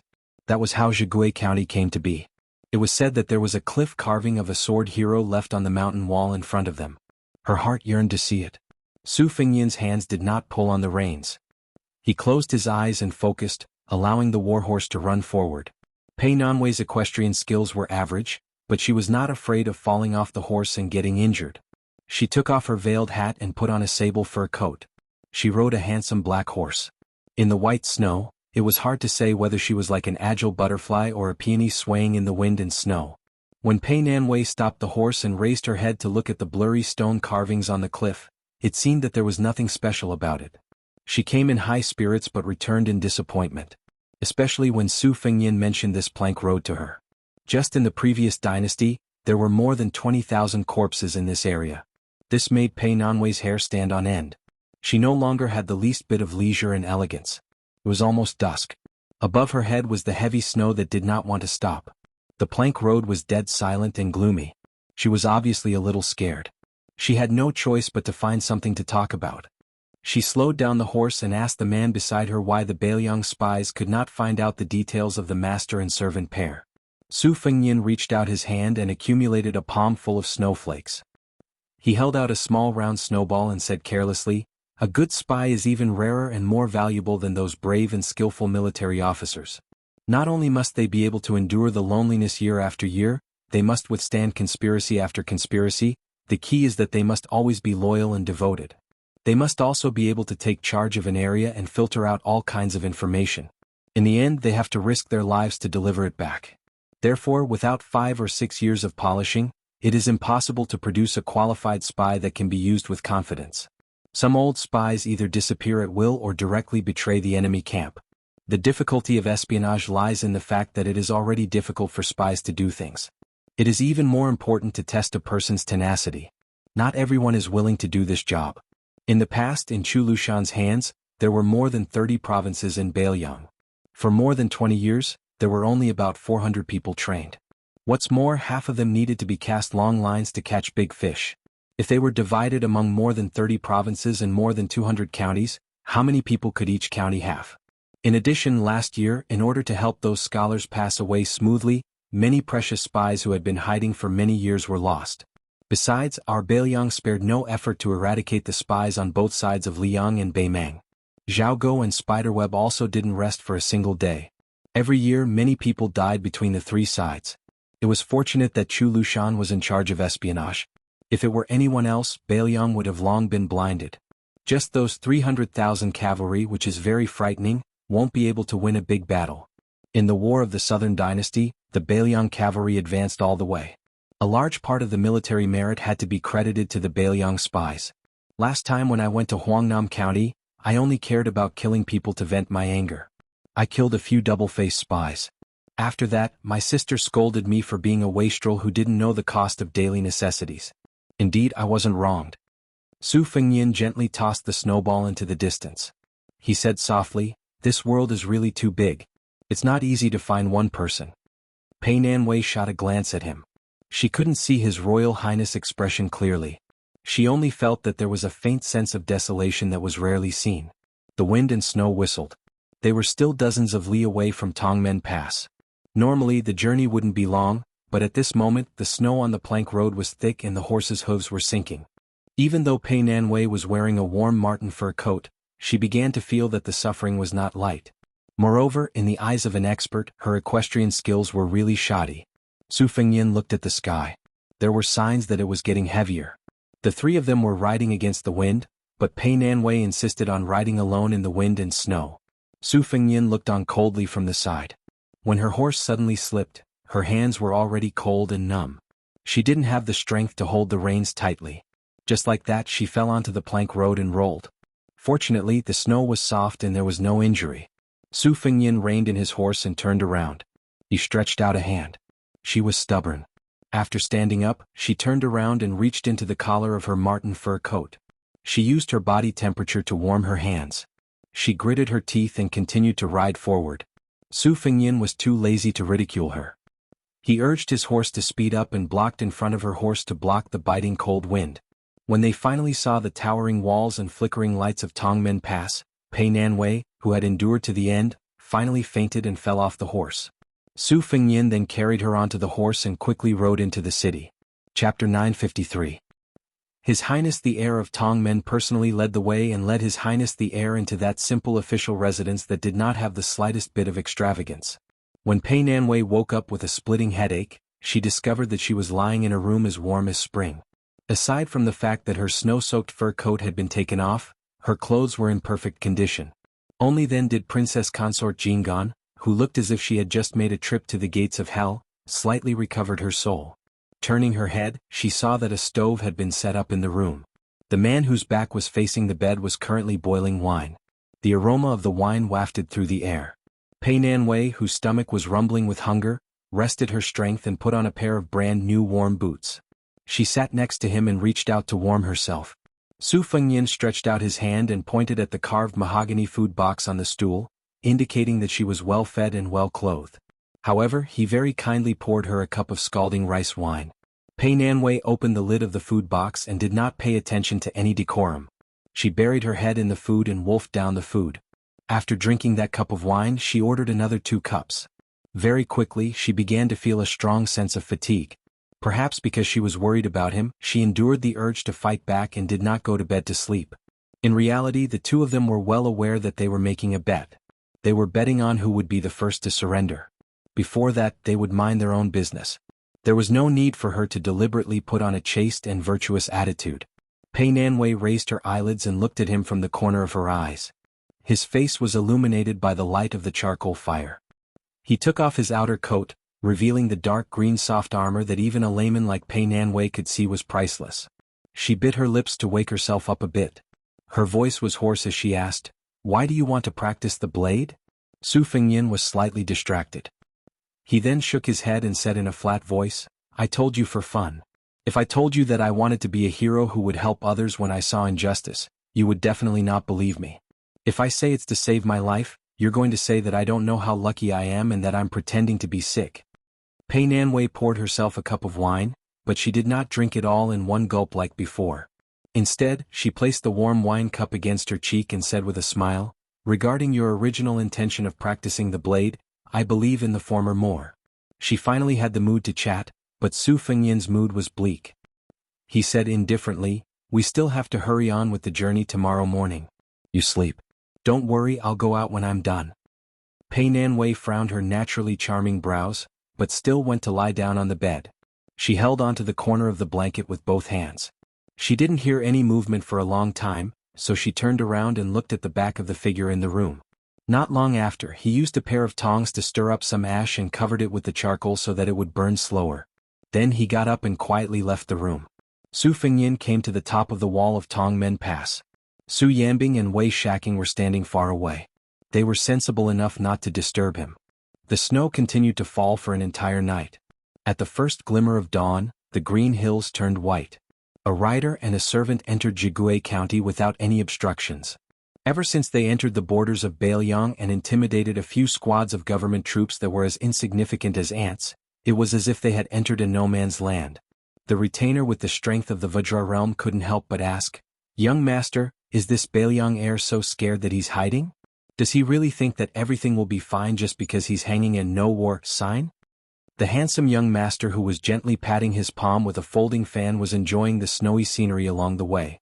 He mocked, "Yuzhang, oh Yuzhang. You really think with your butt. Back then Han Diaosi didn't kill you. Was it because he thought you'd dirty his hands?" The robust retainer chuckled softly and didn't dare to talk back. The young master opened and closed the peach blossom beauty folding fan in his hand. He smiled and said, "His Royal Highness won't be so cowardly as to avoid the sharp edge.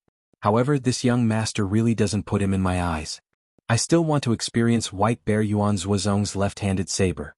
Everyone only knows that Yuan Baixiong is the world champion in horse combat, but they don't know that he had once sparred with Gu Jiantang. After that, he switched to using his left hand to practice his saber, thinking of getting back at our General Gu someday.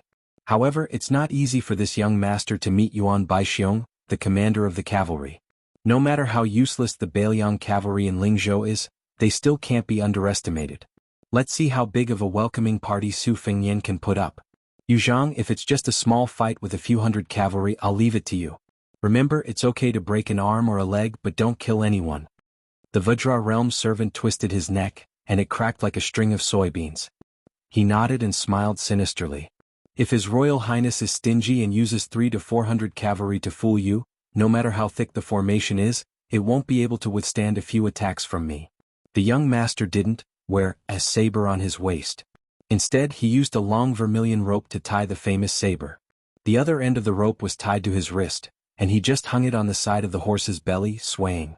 Yu Zhang glanced at the saber, and there was some fear in his eyes. This thing was a heavy weapon that was on par with the world's #1 talisman saber, South Flower. He didn't know which senior came up with the name, but he didn't care at all. It was simply called Crossing the River. Yu Zhang was a famous figure in the Devil sect. 60 years ago, a few sky devils went to the devil-slaying platform to challenge the great immortal of Mount Longhu, Xianxia. In the end, not only did they fail to divide the world, but they were also slaughtered. Since then, Zhulu Mountain has been in decline. Yu Zhang, as an outer mountain disciple of the Devil sect, could barely be considered a first-class master. Especially after reaching the first rank, Yu Zhang became complacent.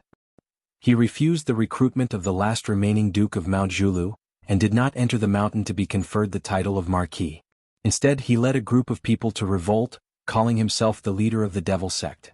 He set off a bloody storm in the martial arts world, but before he could make a name for himself in Jianghu, he was stopped by a big eunuch in a bright red robe. This human cat came alone, and except for him, everyone else was skinned and had their tendons pulled out. If Han Diaoxi hadn't spared his life to find out the secret location of Mount Zhulu, he would have died a long time ago. However, after Mount Zhulu no longer invited him to enter the mountain, Yu Zhang was like a rat on the street. He was always on tenterhooks, afraid that this human cat would treat him like a piece of trash and kill him. When news of Han Diaoxi's death came from the capital last year, he cried tears of joy. He was wondering if he could make a comeback in Jianghu, but in the end he was beaten up by this young master who claimed to be from Mount Zhulu.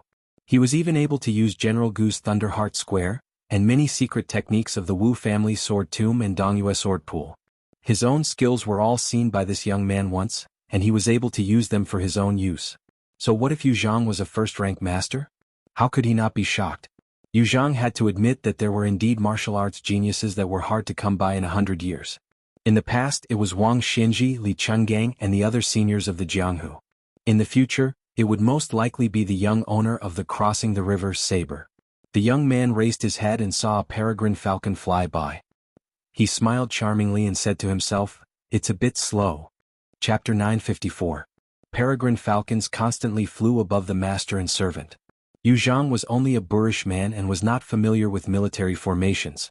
He did not know what these 7 or 8 military falcons meant, but he could clearly feel the cold aura of dark clouds pressing down on the city. Yu Zhang squatted down and pressed one hand on the ground of the post road.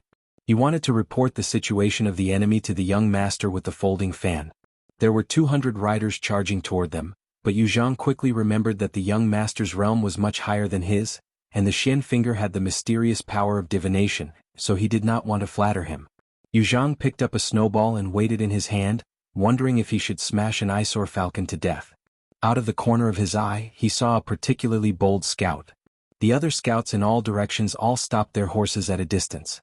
Yu Zhang stood up with a grim smile and swung his arm. Remembering the soldier's order, the snowball shot out and hit the warhorse's head. It suddenly exploded into a cloud of scarlet blood, and the warhorse died instantly. The scout rolled on the ground. Instead of running away in panic, he quickly took out his short crossbow and ran toward the man who killed the horse. After a dozen steps, he finally remembered the military order and turned around to retreat resentfully. On the way to his beloved warhorse, the young scout's eyes turned red. He took off the Nanmu horse tag tied to the horse's neck and put it into his pocket before running away. The young master with the folding fan did not pay attention to Yu Zhang's small quarrel. His line of sight followed the mountain ridge and looked at a mountain peak that was not too tall in the distance. According to his original plan, they would be intercepted by a group of cavalry stationed in Jianghu County. There would be at least 300 to 400 and at most 600 to 700. He would let Yu Zhang warm up and crush the courage of this Beiliang cavalry. After penetrating the formation, he would use his speed to charge straight into Tongmen Pass. Then he would personally engage in a fierce battle with the elite cavalry of Tongmen Pass. No matter who won or lost, he would become famous overnight. Unless it was absolutely necessary, he would not show his life-saving talisman. Of course, he was not arrogant enough to think that he could suppress the 6,000 cavalry of Tongmen Pass alone. Most likely he would only fight and retreat at the same time. If he really did not retreat, he would end up like the Sword Emperor of Shishu. The Wu family's 9 swords breaking 10,000 cavalry, and Li Chuangong's 1 sword killing 2,600 cavalry on the Guangling River a few years ago, did not have good endings. When this young master who broke the border alone raised his head to look at the mountain peak, there were also people who were looking into the distance. By Su Fengyan's side, other than Pei Nanwei, Su Yanbing and Han Laozhan, the 2 deputy generals of Lingzhou, there were also the 2 military officers of Tongmen Pass, Wei Shaking and Xan Yinma, as well as the military officer of Pearl, Huang Xiaokuai. The 2 generals Wei and Xan were different from Huang Xiaokuai. This time they did not bring a single soldier with them. Pearl's 600 light cavalry were all waiting at the foot of the mountain. The 200 cavalry that Yu Zhang sensed were Jianghu County's military officer Ma Jinchai's men and horses. This time Su Fengyan used his status as Lingzhou's general to issue an order to have Dongfeng Jianghu and several other county soldiers and horses to leave their respective bases. As for the several counties' yamen and soldiers moving out in full force, it was nominally under the new Lingzhou provincial governor Su Beiji. With the mountain peak as the center, all the small and large post roads within a radius of 30 li were tightly sealed. Merchants had to take a detour. Close to 100 scouts were scattered all over the place. Regardless of direction, they strived to have a scout every 3 li. Ma Jinchai's frozen field cavalry was divided into 3 groups, gradually forming a formation. The 200 cavalry took the lead to spy on the situation. Other than that, there was also the Dongfeng Northern Country captain Ren Chanyun, who brought 400 soldiers and horses. They were waiting for orders in the southwest. Fengqiu captain Zhu Boyu personally led 500 cavalry in the northwest, eyeing covetously. The troops of the various government offices, military offices and torture chambers weaved through the gaps in the northwest. The ranks of captains in Beiliang were very messy, and there was a huge disparity in the number of soldiers they could command. For example, Tongmen Pass's Wei Shaking and Xan Yinma each led 3,000 men, but their ranks were still 1 rank lower than Pearl captain Huang Xiaokuai, who was also a rank 4. Frozen Field Captain Ma Jinchai, Northern Country Captain Ren Chanyun, and Fengqiu Captain Zhu Boyu were of the same rank as Wei Xian and Fengqiu Captain. However, all the soldiers under their command added together could not compare to a single captain in Tongmen Pass. The military officials of Northern Liang were strong and powerful, suppressing the civil officials to the point that they could not raise their heads. However, they themselves also had many factions with mountains in great numbers. Other than the long-standing disputes at the border, there were also disputes over the passes and counties, and within the counties and counties, there were disputes over who was truly lacking in merit officers. Being caught in it was like falling into a spider's web. The slightest movement would affect the entire body, causing a shock and rebound. When Su Fengyan was trying to clean up the officialdom in Lingzhou, he was not looked upon favorably because of this. Han Laozhan raised a jujube spear named Xiaoman's shoulder, and laughed softly. This person definitely did not expect your highness to be so bold, directly mobilizing 4 captains and close to 3,000 cavalry to crush him in Jianghu County. You did not give him a chance to go to Tongmen Pass, much less enter Lingzhou to steal his reputation. Su Fengyan laughed. If he can use the methods of the Jianghu people and take the head of a general in the midst of tens of thousands of soldiers, do you think the court will bestow him the title of general? Tongmen Pass's Wei Shaking sneered. Based on this kid's ability, he can't even go up the mountain. I heard that this fellow is very tender and has the appearance of a beautiful woman. Brother Xian, you have a variety of taste. When your highness has tied him up, why don't you ask your highness to bring him back to Tongmen Pass to be a concubine? Tongmen Pass's captain Xan Yinma, who had a feminine appearance, was mocked by Old Wei. He did not retort and said softly, I do have such an idea, but how would I dare to act on my own and ruin your highness's plan? Old Wei, since you're interested in drinking horses, why don't you give me your little son and we'll become in-laws? In the future I'll call you father-in-law. It doesn't matter if I'm 1 generation younger than you. Chapter 955. Wei Shaqing, who had been checkmated, was so angry that he kicked Lieutenant Xian's horse in the stomach and cursed. He and Xianma came from different mountains in the Beiliang army. Wei Shaqing was a general who was close to the general, while Xianma had moved through various armies. He had held a military position under Zhong Hongwu, Chen Jibao, and other old Beiliang giants. Later on he was involved with the infantry commander Yan Wenluan. Now, Xianma could be considered half a member of the Yan family. However, he had gotten along well with Wei Shaqing and Tongmen past these years. Inside the past they had schemed and plotted against each other. It was true that they had to support the 3,000 soldiers under each of them who were crying piteously for officials, money and military equipment. They could not tolerate their noble character and unquestionable integrity, but they had always maintained unity with the outside world. Everyone knew that Lieutenant Xian liked men. He did not care much about the matter of accumulating wealth and family property. If an old commander wanted to show filial piety to Xianma, he would spend a lot of money to buy a well-trained young master from Jiangnan and send him to the Xian manor. This was more useful than anything else. Fortunately, the king of Beiliang had never been a harsh and merciless master. He had never made a fuss about these dirty things that did not affect Beiliang's military and politics. Xianma glanced at the young man who had already left his post as Lingzhou's general. After hearing the conversation between him and Wei Shaqing, he turned a deaf ear. His smiling face was still the same. He looked down at the courier road at the foot of the mountain and slowly said, "It's starting." Xianma focused and straightened his back to look into the distance. Ma Jinchai's 200 riders had already charged toward the master and servant pair. Xianma had always looked down on Lieutenant Dong Yi and Ma Jinchai's soldiers. In his opinion, the 3 legs of these soldiers were all weak. It was said that circling around to block the retreat path should have been Lieutenant Zhu Boy's military mission. Ma Jinchai had shamelessly begged His Highness for this good job of achieving military merit. Furthermore, she did not care about the established military order to keep a distance from the master and servant. Instead, she initiated the charge on her own. It was clear that she believed the pair of Jianghu ruffians were easy to bully. As long as she captured the 2, she would not be afraid of His Highness's punishment afterwards. As for whether or not she would become enemies with Huang Xiaokuai, who was isolated in Lingzhou, Ma Jinchai, who had a marriage relationship with Commander Yan's relative, would not care. Fan. The young master fanned himself and closed his eyes to rest. Behind him he could hear the sound of horse hooves. There was no such thing as the rumor of 100 Beiliang cavalry being able to shake the heavens. He had already experienced General Gu Jiantong's skill in managing an army when he was at the eastern border of Ji province. He had once been pursued by 600 Gu Jiantong's cavalry across a vast plain for a long time. That was the true definition of a powerful army. If the Beiliang cavalry was only at the level of 200 cavalry behind him, then the Beiliang cavalry would be a huge joke. Even such a force of 2,000 could be defeated by the 600 Gu Jiantang cavalry. Without needing his master's signal, Lezhang turned around to face the 200 embroidered pillows. Taking a deep breath, the tip of his foot rubbed against the cold and hard ground of the relay station, instantly creating a pit. His figure floated out of the pit, the short crossbow sprinkling a black rain that didn't hurt or itch. In the eyes of an expert, it was somewhat comical.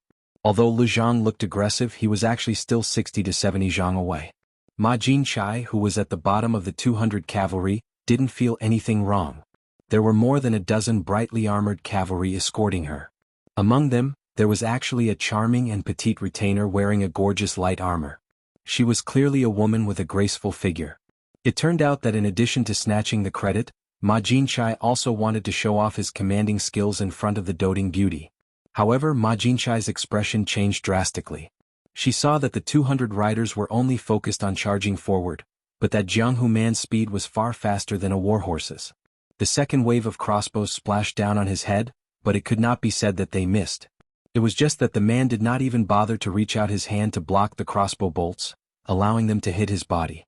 Like a reed pole hitting iron or stone, the crossbow bolts broke off and slid down. He did not give the riders a chance to continue playing. He had already come face to face with the 3 riders in the lead. The 3 riders were shocked and immediately threw away their crossbows. They hurriedly raised their spears and rushed into the gap between 2 galloping riders. Yu Zhang jumped high, his body flattened, punched his horse and kicked it. The rider on the left that was closest to the outside was also affected. The 2 warhorses were stacked on top of each other and were thrown out of the relay station.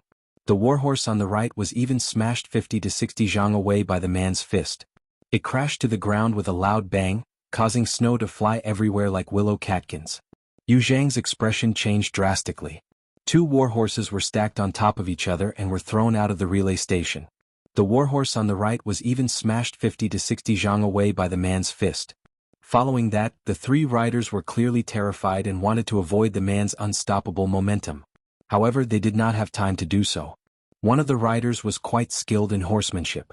In desperation, a violent temperament emerged and he directly urged his horse to crash into the boorish man of Jianghu. Ma Chaowei had already announced that whoever could kill this bandit would be rewarded with 600 taels of silver and a promotion of 3 ranks. Lu Zhang jumped lightly and raised his elbow to smash the horse's head.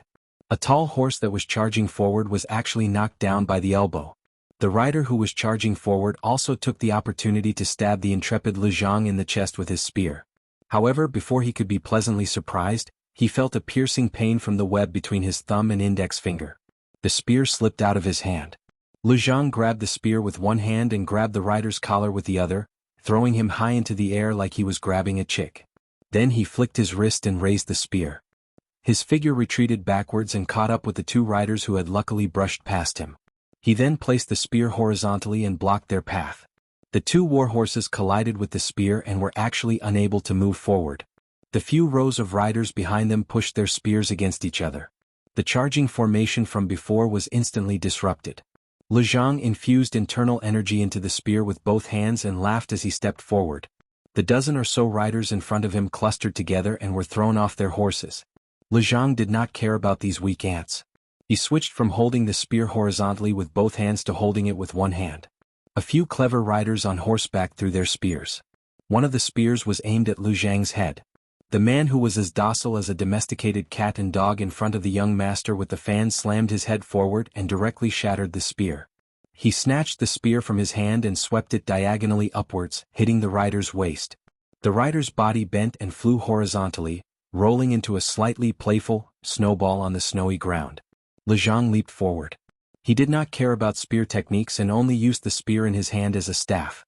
With a swing of the staff, he sliced a warhorse from its back to its feet and split it in half. The rider sat on the half of the warhorse's corpse on the ground with a dull look in his eyes. Ma Jinchai swallowed her saliva and forced herself to calm down. She did not look at her beloved concubine's pale face and muttered to herself, "This bastard is fierce. We can slowly retreat and then kill him with a sudden thrust." Then Colonel Ma Jinchai turned her horse around and ran away like a wisp of smoke. On the mountaintop, Su Fengyan turned his head and smiled at Wei Shaking and Xenin Ma. "It seems like our Colonel Ma has welcomed a good start to the new year." Then he looked at the sneering Colonel Pearl and said in a flat tone, "Huang Shaokai, Ma Jinchai did not want to compete with you for military merits. She clearly put in a lot of effort to show weakness to the enemy and lure them in." The corner of Huang Xiaocai's mouth rose. He said softly, "Colonel Ma's favor, Huang Shaokai appreciates it." "Your Highness?" Su Fengyan nodded. Huang Shaokai rode down the mountain alone. The 300 cavalrymen at the foot of the mountain did not move. The other 300 cavalrymen formed the left, right, and middle troops and rushed toward the young master who was slowly waving the peach blossom fan. Yu Zhang looked back and sneered. He did not chase after the defeated frozen field cavalry. When they first charged at him, they were impatient like a hungry man who saw a woman. Now, before he could even warm up, they were already crying for their parents to go home. Yu Zhang threw away the red-tasseled spear that was soaked in the blood of the war horse. He planned to experience the ability of the next cavalry in Bailiang's Lingzhou. In the eyes of this Vajra realm expert, the so-called Bailiang cavalry were all made of tofu. Yu Zhang spat a mouthful of thick phlegm on the ground. Yu Zhang could be the king of Bailiang and play around with such small fries. On the mountaintop, Su Fengyan, who had been watching coldly from the sidelines, had his hands in his sleeves. Two of his fingers were twirling inside his sleeves as if he was spinning silk from a cocoon. Chapter 956.